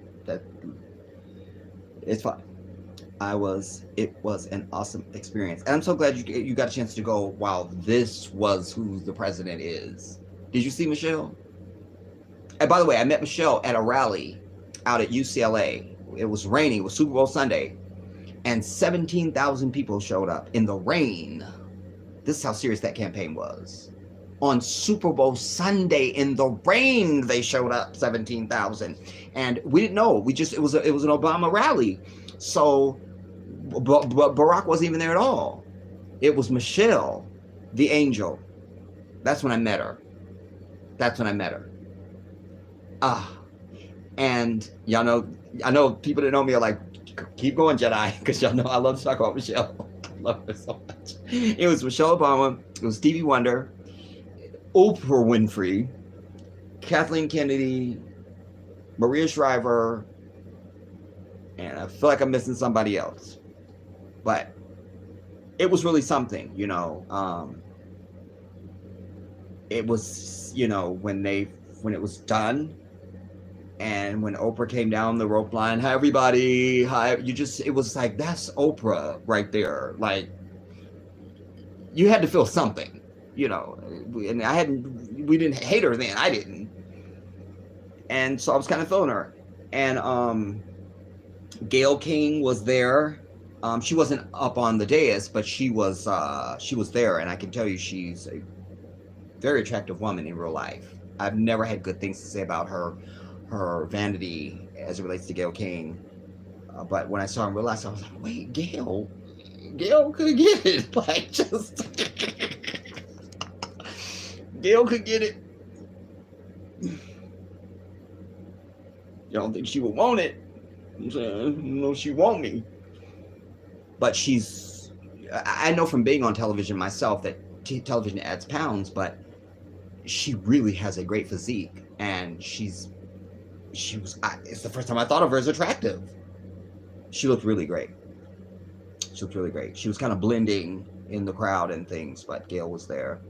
And when Oprah came past, you know, as someone who's not into jewelry, I just observed, though, that, that's what diamonds really look like. It looked like fire was coming off of her ears.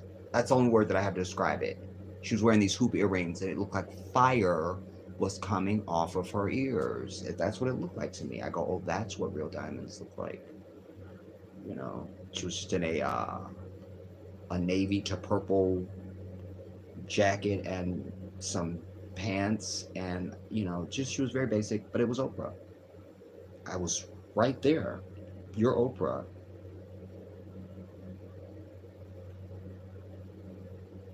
It was a moment.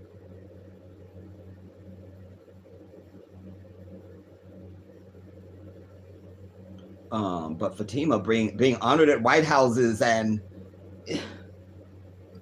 being on committees and being an ambassador and envoys and you know how Black people, we would just start pluralizing your shit. you get one new car, and we'll say it's a Bentley.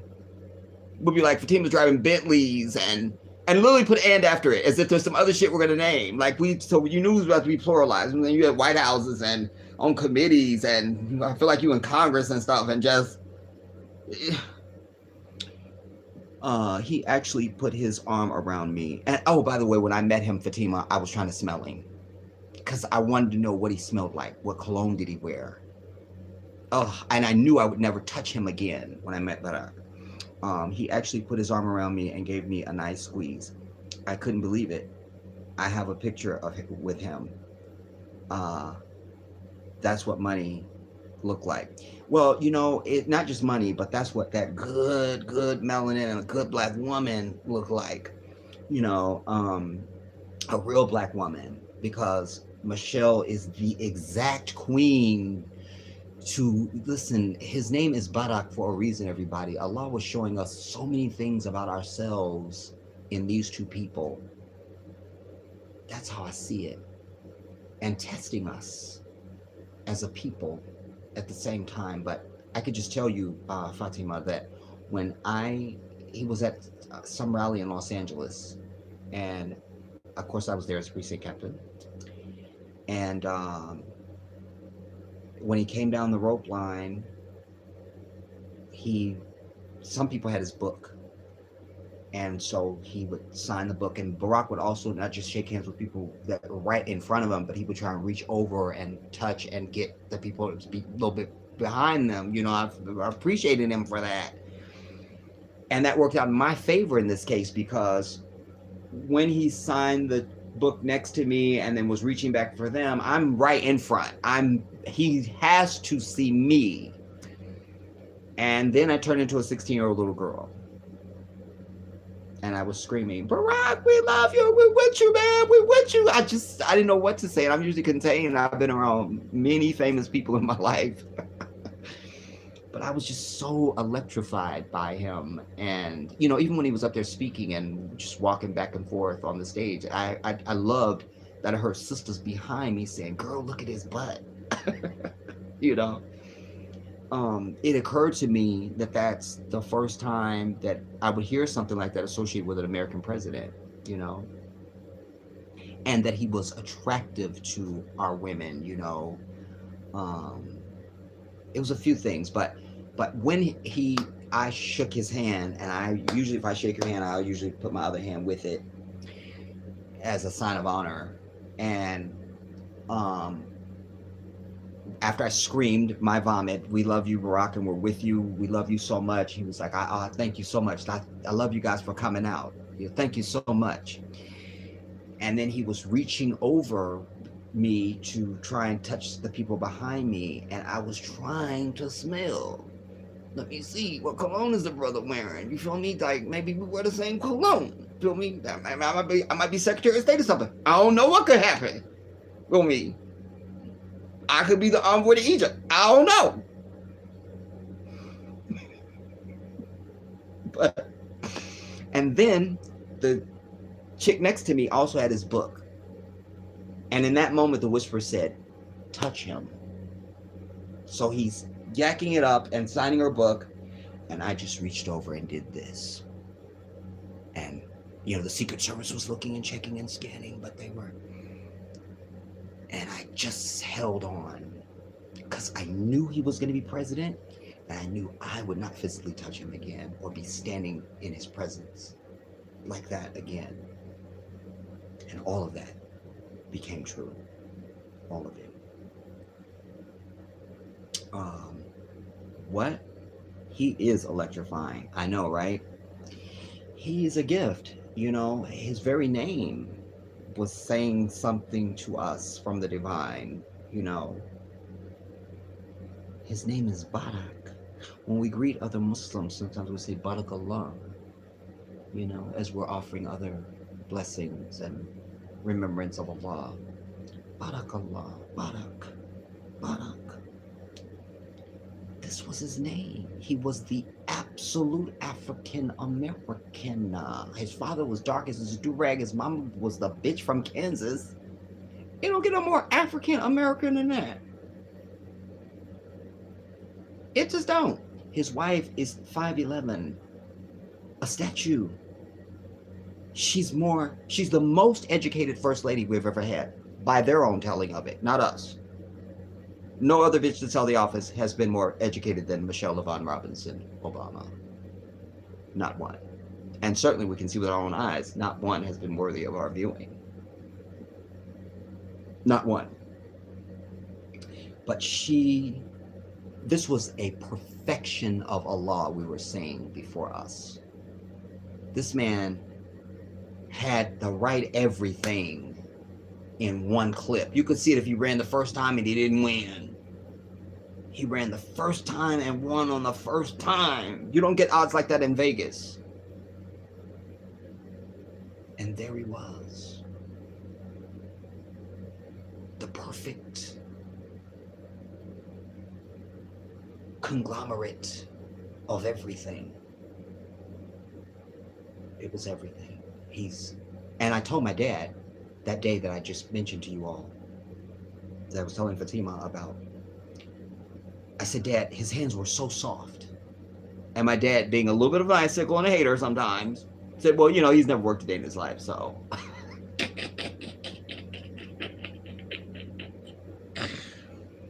I just noted that about him. His hands were soft, and I never did, by the way, in case anybody's wondering, I never really identified what scent he had or if he was wearing cologne or not. I never identified that, but I just knew that I was standing in front of something I need to pay attention to. Like, this is not random. You need to pay attention. Because the day that he announced, my father and I were on the phone together. We were watching C-SPAN. And I told my dad, I said, when he announced, he gave this whole build up.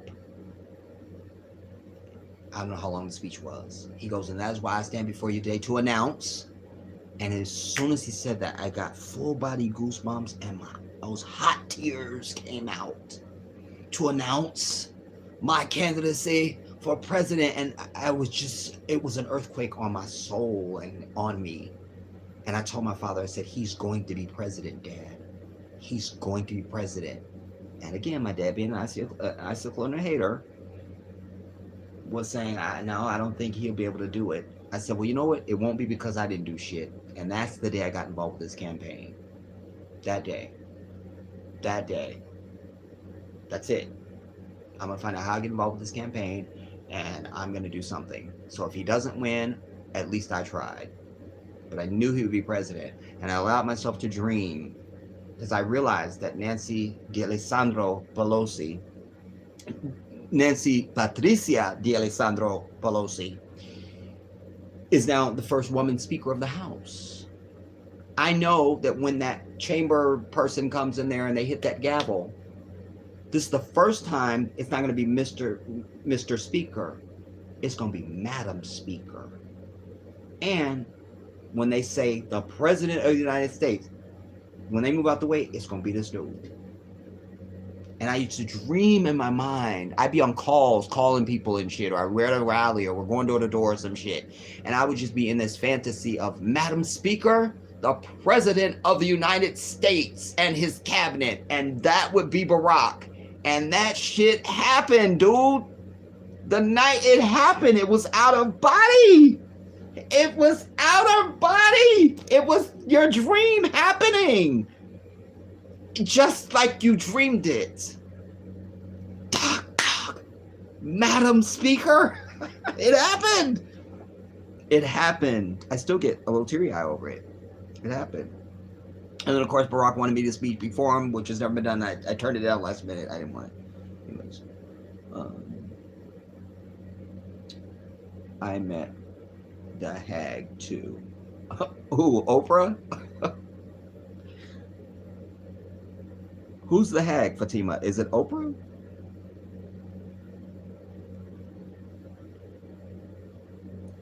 As you're answering that, I want to say this to everybody. Oh yeah, we're doing pretty good. I'm just gonna go probably another 15 minutes and we're gonna land. So, wheels down. Oh, Pelosi. You know, I'm like, what is this bitch on? You know, and maybe that, what you just expressed is why women aren't really, I mean, even if you hate her, I just feel like women should be like pressing on this. Like, that's a fucking woman. They're always talking about the glass ceiling and la la la. This is a woman Speaker of the House. How many times now? That's an accomplishment. You know. But, what's her name? Alejandra Ocasio-Cortez has put fire under her ass, though. Yes. I love to see it. I want to say this, everybody.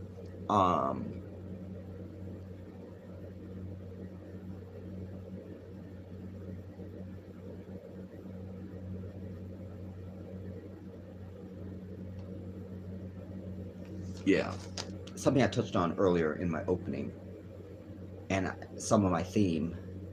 I think what I want to leave you with is a couple of things. The first thing is, I want you to go away from this tonight thinking about identifying for yourself. So it's not just my words influencing you. I want you to identify for yourself how whiteness is influencing and dictating you. I want you to identify it for yourself so that you see it yourself. So it's more than words. It becomes an experience for you. You know, experience matters because, even when we think about, like, my experience is that, I lived in the South for a while. I'm from Chicago, but I lived in Arkansas, and I used to be called nigger every day, and I went to a school called Lynch Drive, and my neighbors across the street used to come out with their hoods on their head and shoot BB guns at me and my siblings and shit. You understand? Things like that. Experience matters because when you talk about somebody like Tim Scott, who's a senator. Where's my punch?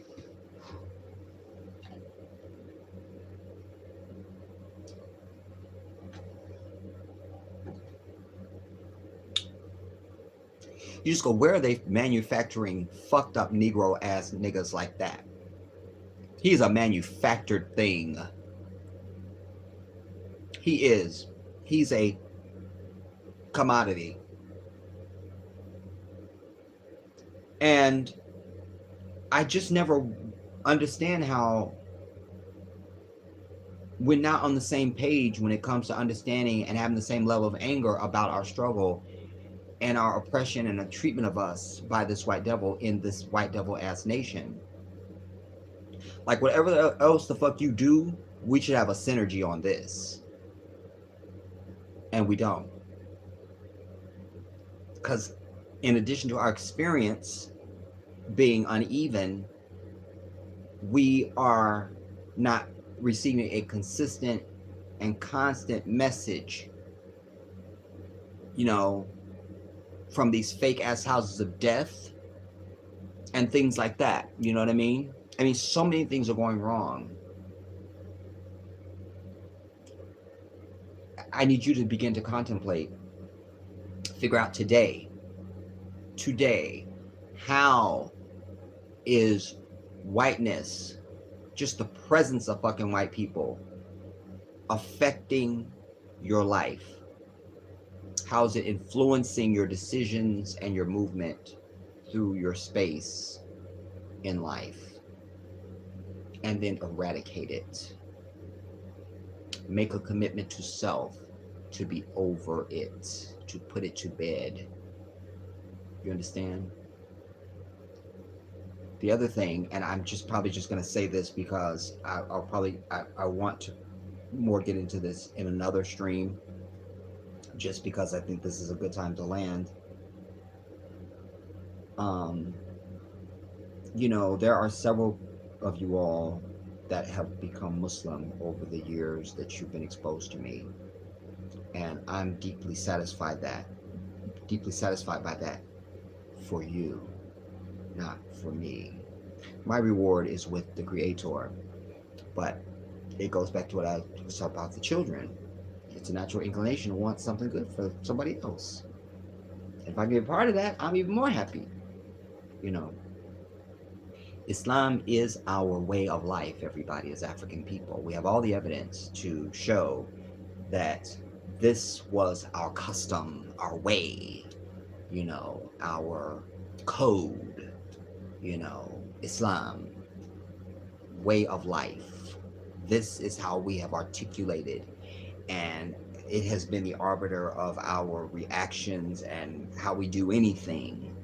That has been sidetracked and assassinated, really, with this vomit called Christianity. I was rewatching an interview that my friend Vanity did years ago, and she was quoting a Bible verse on this show that she was on. And in the very quote, I forget what book of the Bible it was from now, but in the very quote, it's letting you know that Christ was a prophet. It was so ironic. She's up there to preach the Lord and all of this in this television show that she was being interviewed on. And in the very thing that she quoted, I have to go back and watch it now and cite it for you, maybe even read it. And there's a fly in here now. I've been infiltrated. That's it. That's it. You that's it. But in that it was that quote, it was saying that Christ was a prophet in their own book, which I know that. Like it's all over this book. As is the Prophet Muhammad. It's all over this thing. All over it. Why I care, as I've always told you, is because I care about us completely and totally. And I also understand that to harness and to ever bring into fruition a state of unity or togetherness or anything we're going to call it, cooperation, character. The character of our people has got to be mended. You must have it. It's the sage ingredient. Siri, good evening to you as I'm landing. It's the sage ingredient. Character. Character. Character. And I want to say something else about this piece, because that Vanity was on, everybody, because I realized in this video, in this interview that she was doing, as close as I can tell, I was at the house when she did that interview. I must have been. Because she makes references. Like, there were some things she was saying that I know she say all the time. And then the interviewer asked her, what'd she say? She said, oh, she said, she goes, you've been doing this for years now, and Vanity goes, no, it's just the last 9 months that I've been seeking the Lord. So wait now, because I was there, we became friends just prior to her going on this journey to Christian cuckoo. And so that lined up. And then when the interviewer said, so, now that you're preaching the Lord, then, is this affecting your career? And she said, 4 movies have come my way. She goes, I just did The Highlander. Well, we were laying in bed together waiting for Highlander to come on. My hand to Allah. Wallahi, we were in bed together waiting for this Highlander movie to come on. She did it in Vancouver, like British Columbia or wherever. And then she talks about the movie that I'm in with her, Lady Boss. She says, because the interviewer said, you played a slutty character or something in Lady Boss. And she goes, no, I wasn't a slutty character. I can't remember now. But it just all came rushing back. I'm like, that's exactly the time. Like, I know everything. It was a moment. It's a moment, man.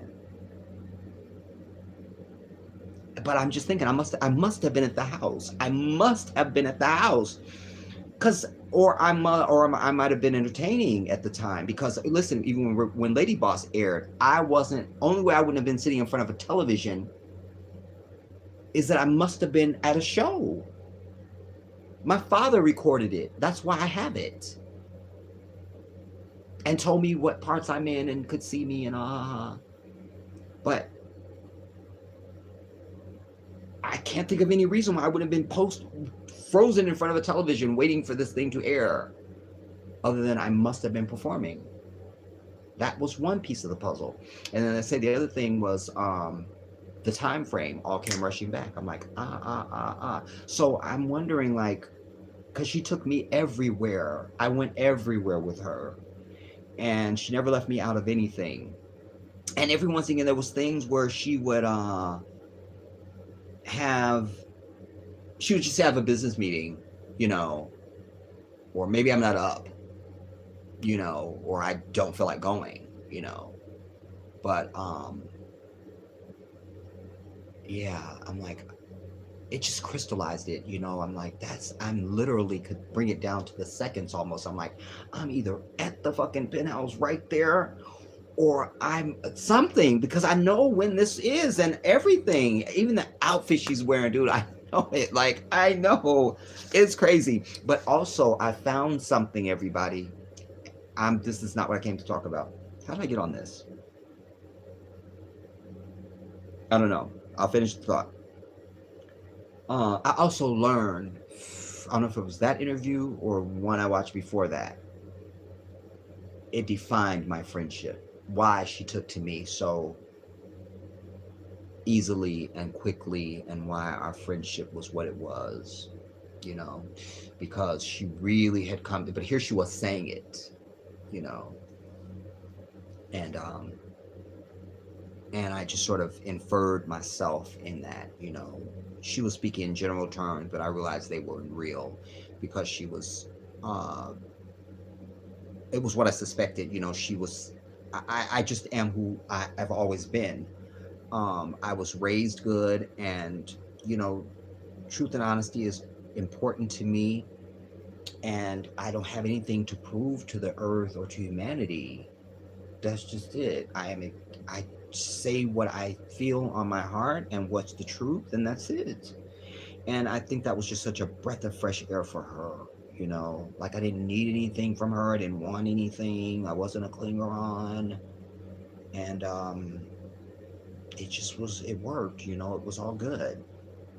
But it was really a moment for me to just. I don't even know how I stumbled on it. I think I was looked up something else, and I came across it, and I just went, man, my friend. You know, because, you know, when you know somebody, you're kind of less into them in a way.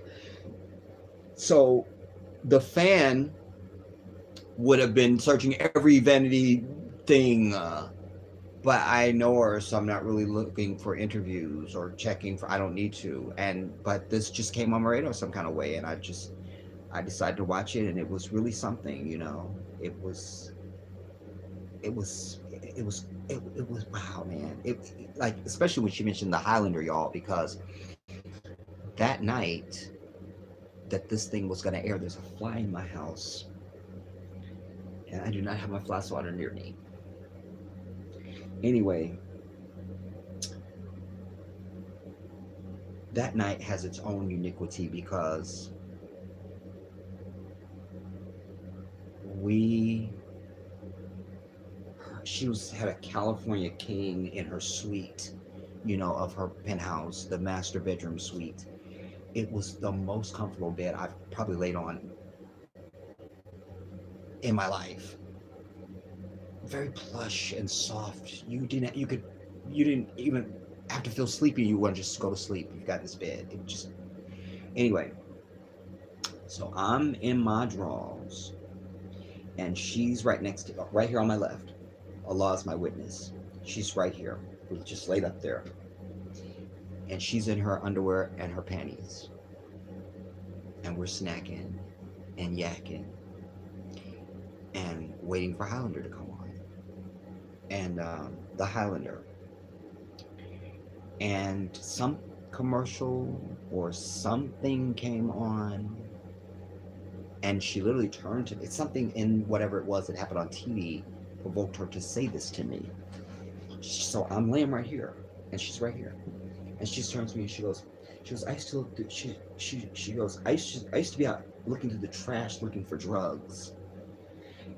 Well, all I did was go, really? Boom! She jumped on top of me. Don't you judge me. You don't judge me. You, like, she was doing this to my nose, and vanity is on my face doing this. All I said was, really, with no tone to it. I thought she was going to tell me more or discuss it further or something. But there she was. And so that all came back to me when she was there in this interview that I saw today, where she's saying, I just did the Highlander, you know. And I thought, the Highlander, went back to that night, you know. And then she talked about having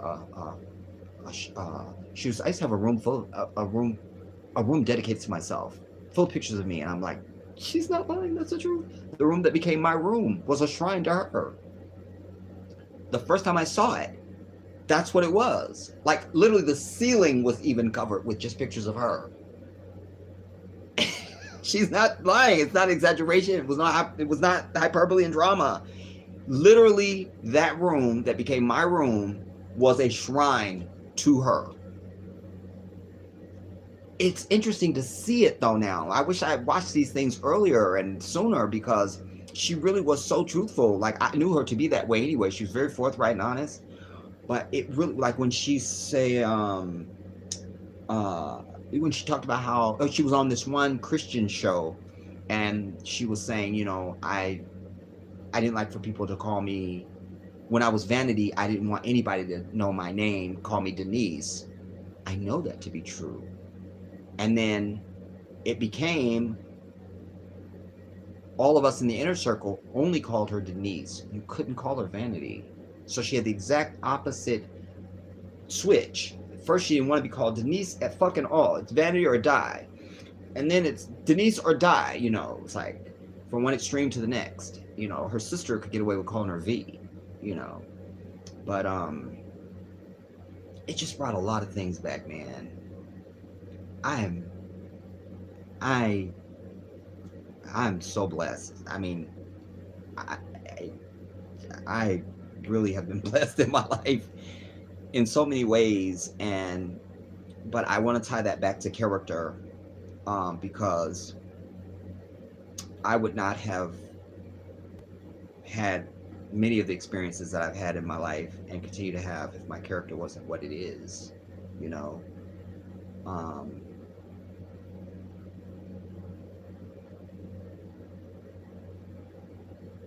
Oh, I read that.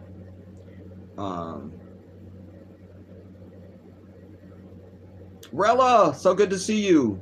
Peace and blessings back at you.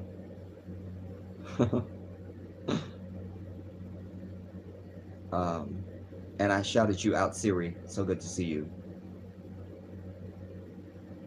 No, are you asking me? Not on YouTube. You can donate, Siri. Just you can go to my Cash App, the Jedi 1814. You know, if you're familiar with Cash App, it's just the $ and the Jedi 1814. No capitals, no spaces. The Jedi 1814, but not on YouTube.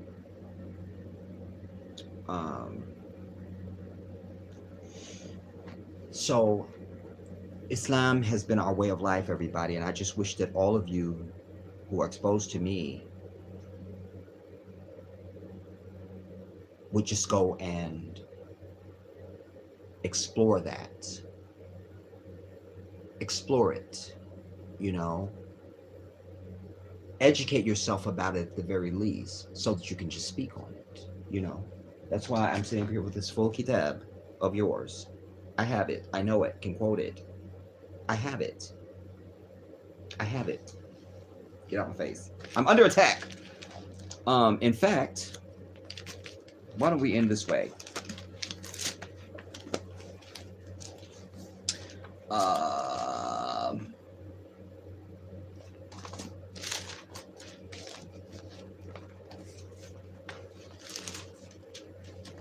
I mean, you just can't get people to understand the basic principle. You know, first of all, Christ did not die for you. There's a spoiler alert. There it is. So that's that. What? No savior? No personal savior on day of judgment? I want my money back.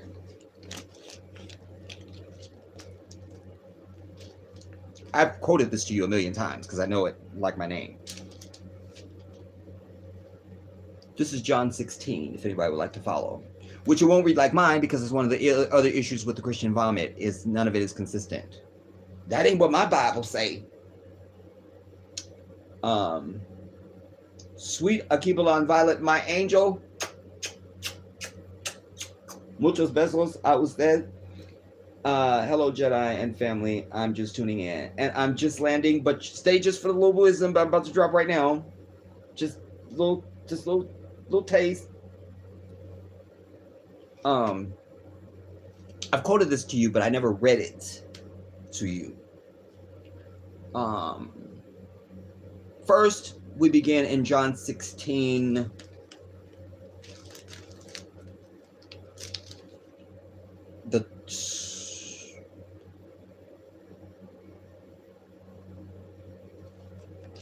I get my Johns mixed up, y'all, because it's John 16.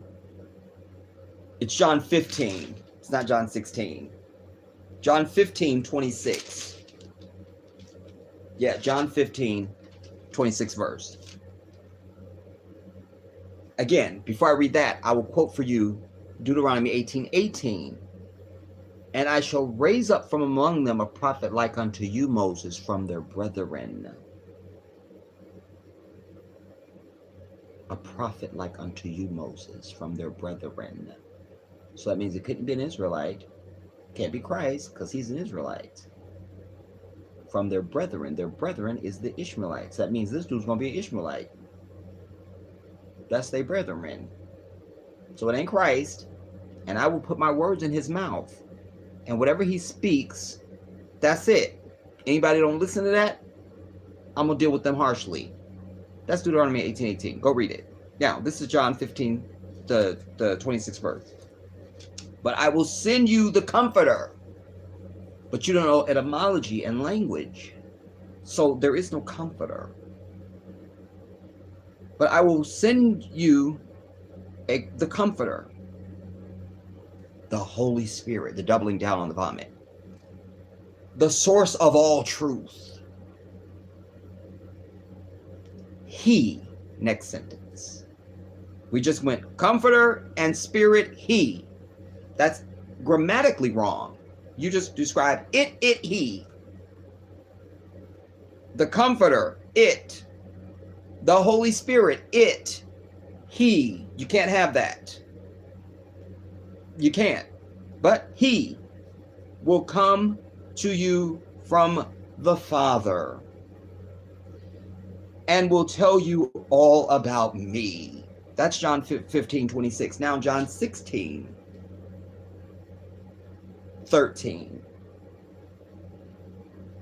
We'll start at 12, not 13. Oh, there is so much more I want to tell you. And some Bibles read, verily there are many things, but this is, oh, there is so much. Oh, there is so much I want to tell you, comma. But you can't understand it now. When the Holy Spirit, another it, who, so you can't have the word who after Holy Spirit. You just, and it who, just like it he, it who. Now, when the Holy Spirit, who is, do you understand what I just said to you? Who is truth comes, he. Who and he now shall guide you into all truth. For he will not be presenting his own ideas.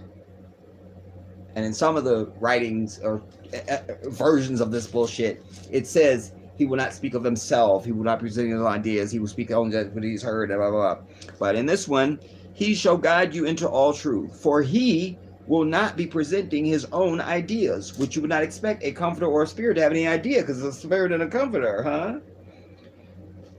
But will be passing on to you what he has heard.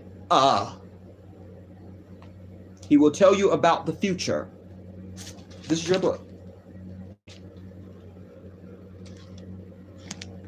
John 16, starting at verse 12. He will tell you about the future. Who are we talking about? He shall praise me and bring me great honor by showing you my glory. He will be passing on to you what he has heard. This is Isaiah happening, and it's also Quran happening. Because what I tell you, I've shared this with you before in the past. The very first words that the angel Jibril, you say Gabriel, you're wrong. The first word he says to the Prophet sallallahu alaihi wasallam when he sees him is Ikra. Ikra, Ikra, Bismi Rabbika Ladhi Khalaqah. Read, recite, repeat in the name of your Lord who creates. What he heard. All historians and theologians and know-it-all ass fucking people on the earth all agree this was an illiterate man, and that there are things in Quran and things that he pronounced and said that could not be from any person in the 6th century. Just wasn't possible. Couldn't be possible.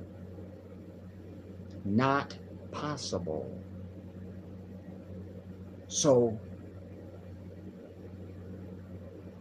I've mentioned this before to you, but I just offer it now in my closing as a buttress to what I'm trying to say to my people, because character is is the sage ingredient of our success.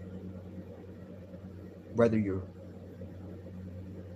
going to stay in this environment or not, you know, your character is important if you're going to stay here, because if you get your character the right way here, you will finally fight this white devil the way we should have been fighting their ass the entire fucking time, period.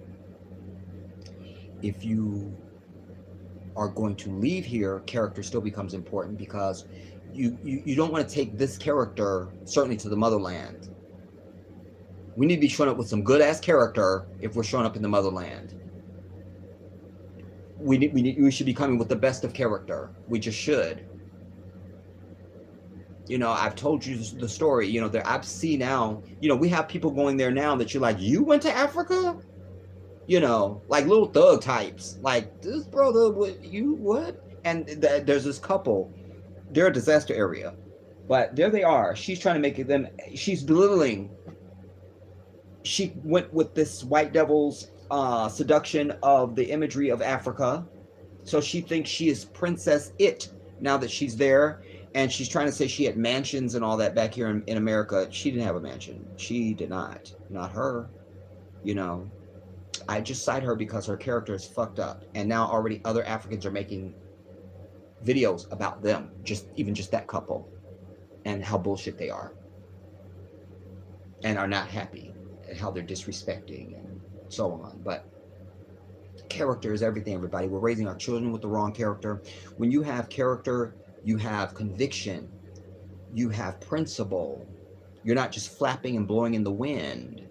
When you stand for something firm, when you stand on something firm, this white devil is not going to be able to shake you. You understand? Gone will be their power over you. You teach people how to treat you by what you allow. And we've shown them that we can we'll just accept anything. Ray Supreme, I want to shout you out. I see you, brother.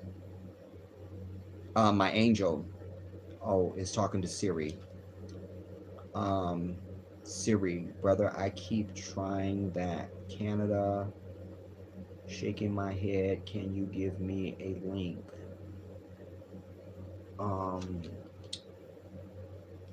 I don't know.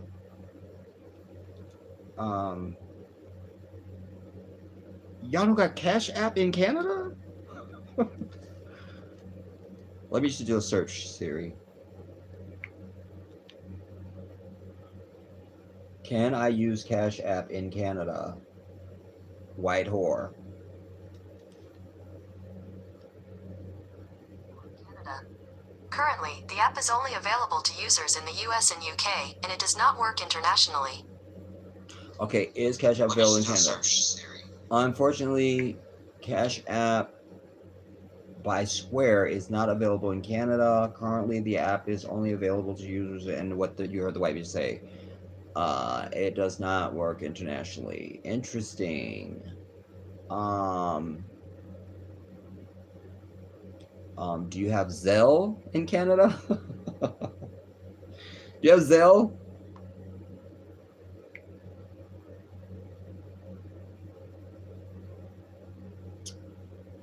Cheryl, back on the chat, Jedi. I had to step away for a minute, and I'm landing. Cheryl, I'm just trying to work this thing out with Siri. Yeah, do you have Zelle, Siri, or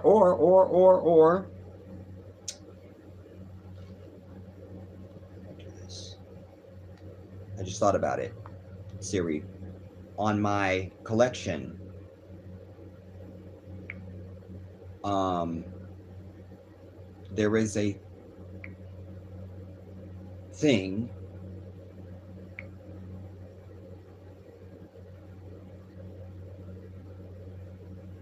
Oh man, I'm so consistent. I love me. What am I doing?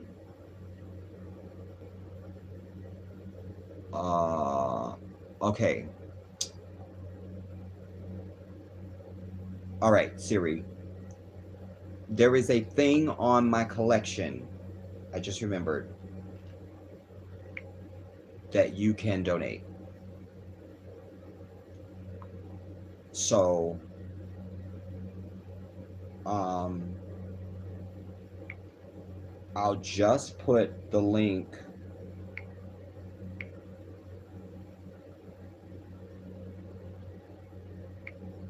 in the chat. There it is.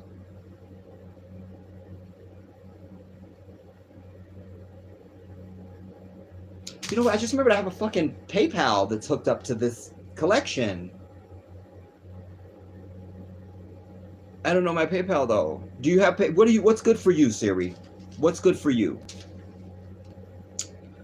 Thank you for that, Cheryl. I don't think I used them. I don't know them. I don't know them. Do they know me? I hear about Google Pay, but I never experienced it, you know. So, but Siri, do you have Zelle, or like I said, I put the link in the chat for my collection. You can go to my bonfire collection, and there's something on there where you can donate. I don't know if you can donate, or there's Zelle, or you can tell me what works for you, and then I'm gonna land.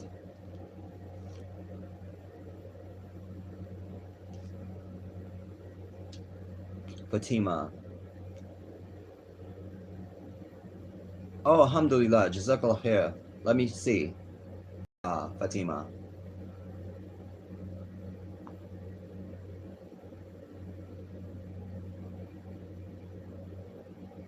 Alhamdulillah. Jazakallah khair. Barakallah fikum. Alhamdulillah. Allahu Akbar. Subhanallah. Rahim Allah. I don't have enough. I don't have enough for you. Thank you, my sister. I'm sending you a heart back right now. Subhanallah. May Allah increase you in this dunya and in the akhirah. Ameen. Alhamdulillah.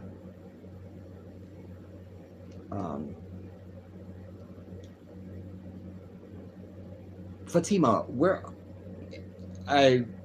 can I ask where you at?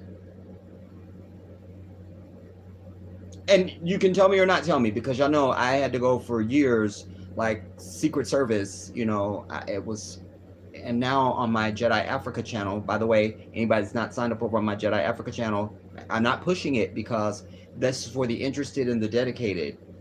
That's fine. I'm just saying, trying to say that now that with my Jedi Africa channel, I have to remind myself, no, it's okay now, Jedi. This is what we're doing now. We're revealing, you know. Because before, for security reasons, I had to. Yeah, you made reference to that. Actually, I think you did in a comment.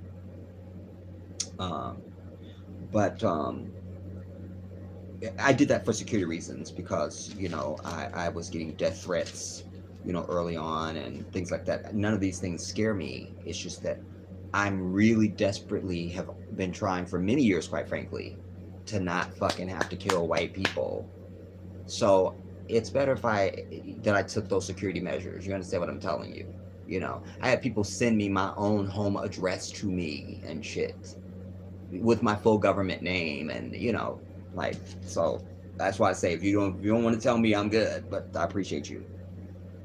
And by the way, the Islamic store there is supreme. Yes, yes, yes.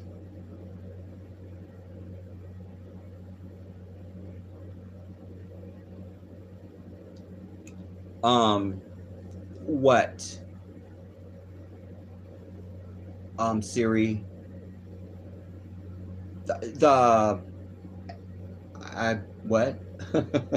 Okay, what? So I put the link for the bonfire collection in here.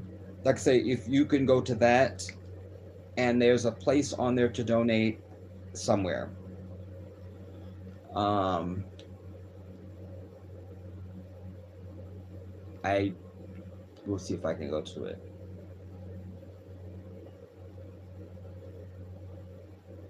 For those of you who don't know about the collection, the link is in the thing. Also, I have been messaging back and forth with them because I wanted to expand the collection to other sayings and stuff, and masks and mugs and things like that. And I just didn't understand how to, because I thought if you add another collection, it somehow messes with the one you have. But they sent me back a very good email, helping me to understand what it is that I need to do. And my only last question is to make sure that everything shows up in the store, so that when you see it, you can see everything that I have available for you and all my stuff. Because um, I wanted to put all of my sayings. The first one out is it honors my grandmother, and it's one of the codes that I live by. It says, "What comes from the heart reaches the heart," and then and it has my logo. You see, wait, that's the back. That's the front, and then the back has the logo as well. But I also remind all of you, you cannot wear this in the bathroom. It has the name of Allah on it. Bad things will happen to you. But with that, it's not just so that you have a piece of me and something fantastic, but I'm sitting here talking about character. And I want you to be in a certain frame of character when you're wearing any of these. It's not just hoodies. There's hoodies, there's sweatshirts, there's t-shirts, there's long sleeves, there's short sleeves, there's v-necks, and that's the first one. That honors my grandmother, because my grandmother used to say that, and then it wasn't until I was a grown-ass adult that I realized that that somebody shared with me that the Prophet Muhammad sallallahu alaihi wasallam also said the same thing. You know, what comes from the heart reaches the heart. My grandmother lived by that. You know, it's one of the things I live by in life. That when I root out bullshit and fakery, or things that are bad or dangerous, or people that are not, they're toxic for me or something, I I have to feel it. Everything is from my soul in my life. I feel it. I feel it. I feel it. Anyways, it looks fantastic, and that one's what comes from the heart reaches the heart. But also, you know, you teach people how to treat you right, what you allow. If you want something you never had, you got to do shit you never did. I mean, I'm full of them. I had to write them down. You know, my sayings, you guys have been with me forever. I say these things all the time. They are little wisps of knowledge that Allah has given me over the years that reoccur, that are powerful in their statement, you know. And I'm also trying to change humanity. So when you're in public and you're wearing even this one, what comes from the heart reaches the heart. People will see that. And that's a moment to do something. You understand? To share something. To, you know, people will be inspired by that. So it's not random. It's I'm really invested in the whole reason behind why I did this. But um, casera, casera. I digress. Let me go back over here now and check to see if Siri has said anything to me. Um,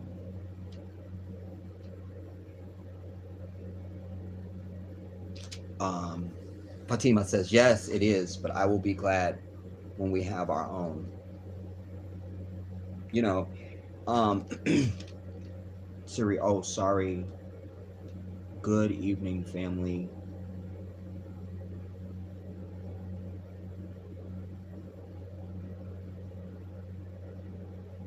I'm lost, Siri. Like I say, you can just tell me what's good for you, and we'll work something out. Whatever. I appreciate your intention. Yeah, that matters to me. That matters. I'm deeply honored. We're at Friday, everybody, and inshallah, um, we're gonna have an opportunity to be together over the weekend. I want to tell you this again. The qadr of Allah, everybody, is what we refer to it as Muslims. What is for you is for you. Spectrum did me wrong. Because when I was over the bitch ass, you guys would have to tell me when I was over it. I haven't had cable, or I haven't had internet in forever. And certainly once I knew that I was on the final march to Africa, I'm like, well, I don't give a fuck now. I really don't care. And they claimed at the time that I was trying to get it, they claimed that I never turned in the equipment. And yes, I did. But I didn't even save my receipt from the groceries I bought last week. I don't need to. I don't have receipts. I don't save. Who saves receipts? Anyway, little Mexican lady shows up at my door week before last, maybe, saying, you get Spectrum internet. I go, no, I don't. And Spectrum is a fight word, and you should step back from my door because you don't know, little girl, what I've been through with that company, and I'm over it. And not only that, I'm leaving for Africa, and so I don't need your fucking internet and blah blah blah. And on and on. I went.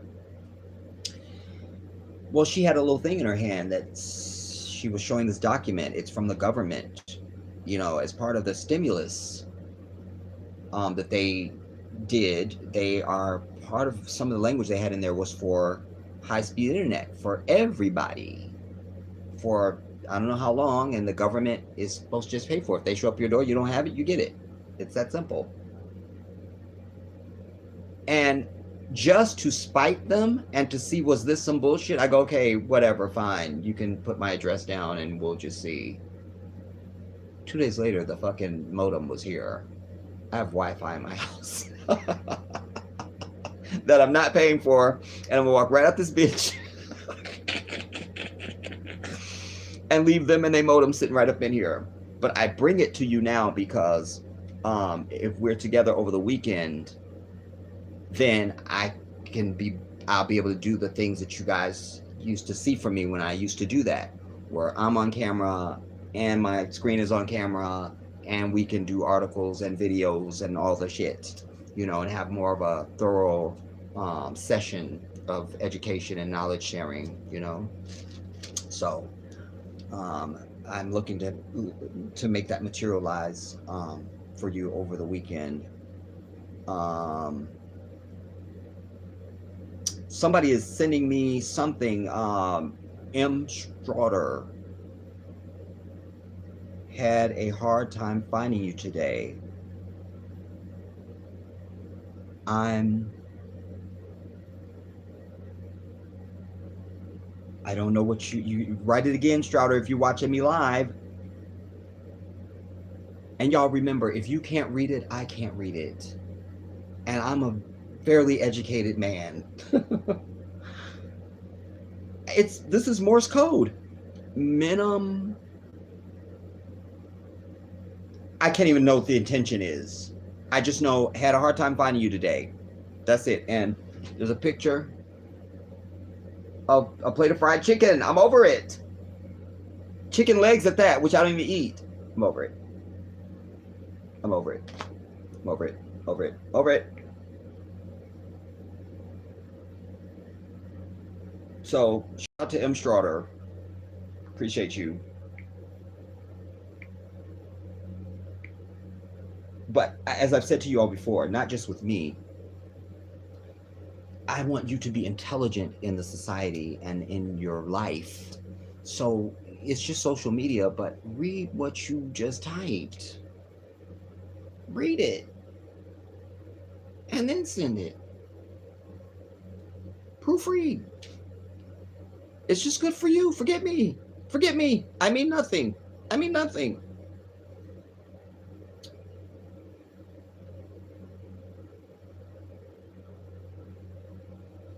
I don't know, Siri. It might be at checkout. You know, I don't know. I don't know. Like I say, I appreciate your intention and I thank you so much. Like I say, if you have, I know I have a PayPal. You can tell me if that's good for you. I can get with you and because I don't know. I know my PayPal. I don't know what it is to give out though, because I don't know. And Zelle, if you have that, you can just let me know what works for you, and I'll try and work with you. But like I said, I won't be. Your intention means more to me than anything. I appreciate that. That counts for everything, you know. Even the divine, you know. Um, what the hell is equitable in how he judges us as his creatures, you know.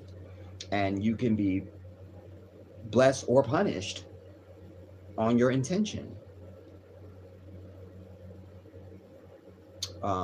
Cheryl says, oh, it's talking to Siri. I think you are starting. I can donate money via Bonfire. I do know that we can purchase merchandise from Jedi, which I did make a purchase. And then there is a thing for donation on there too, Cheryl.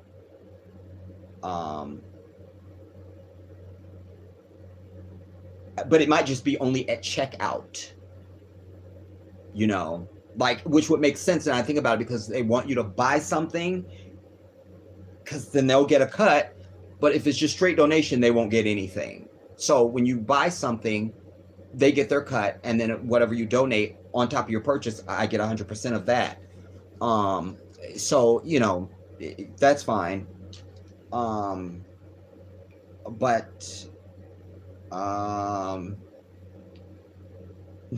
I see your tear emojis. Okay, Zelle, you'll check. Yeah, because I think Zelle is pretty more wide-reaching. You know, I'm really surprised by the Cash App thing because Canada is such a neighbor and friend of us, of them. You know, so that's interesting. Um, yeah, just check it out. You know, and if not, then maybe you find a great T-shirt on the Bonfire and you can buy that. And that'll be fine. You know, or something. I don't know. But like I say, I appreciate just your intention. I'm touched by that, and thank you so much. So, like I say, we should be together over the weekend, everybody, inshallah. And I have some other things that I want to go into depth on that are pressing. But tonight, I needed to address Tulsa, and I needed to say I wasn't going to go over 3 hours, and now I'm at 3 hours and 5 minutes. Damn it. But I thank y'all for hanging with me. Cheryl, thank you, Jedi, for the information. I will see if I can donate money only next time on Bonfire. I will check it out. And Siri says I'm on your Bonfire. Alhamdulillah. Cheryl, I appreciate you and thank you so much. And you know, I'm without words. You know, I appreciate your support, and you know, and what you do is what you do, and I'm so grateful, and I thank you so much for what you've always done for me, and you know, thank you for caring about me, and just that I matter means something. I appreciate that so much. Siri, inshallah, you'll find something there on the Bonfire, or you will get back with me on the Zelle. Okay, you're saying no Zelle, so that's out. All right, just do what you can, and but don't beat yourself up over it, don't. It's fine, if there's things that just don't allow you to, then you tried, and I love you and appreciate you for just that you had the intention. It's the same as if you did it. It's the same thing. It's just like over when I first started even raising money for my campaign. I told you guys the person who gave $1 is the same to me as the person who gave 1,000. It's the same feeling of gratitude for me. It's the same thing. I'm the guy that still picks up copper pennies and says Allahu Akbar, Alhamdulillah. You got to be grateful. You got to be grateful. You got to mean it. You got to mean it. You got to mean it. You got to mean it. So I want you all to now return to your own lives and do refresh after we're done. After I completely sign out, give it about a minute, and then come back and check the view count on this stream, and you'll see what I'm telling you. I don't know why it doesn't show up in the room, but there's usually on average about 300 people watching me on every stream. I have nearly 4,000 subscribers. You're supposed to get at least 10% of what you got, so this is fine. But I do love you all. I thank you for your contribution to the stream.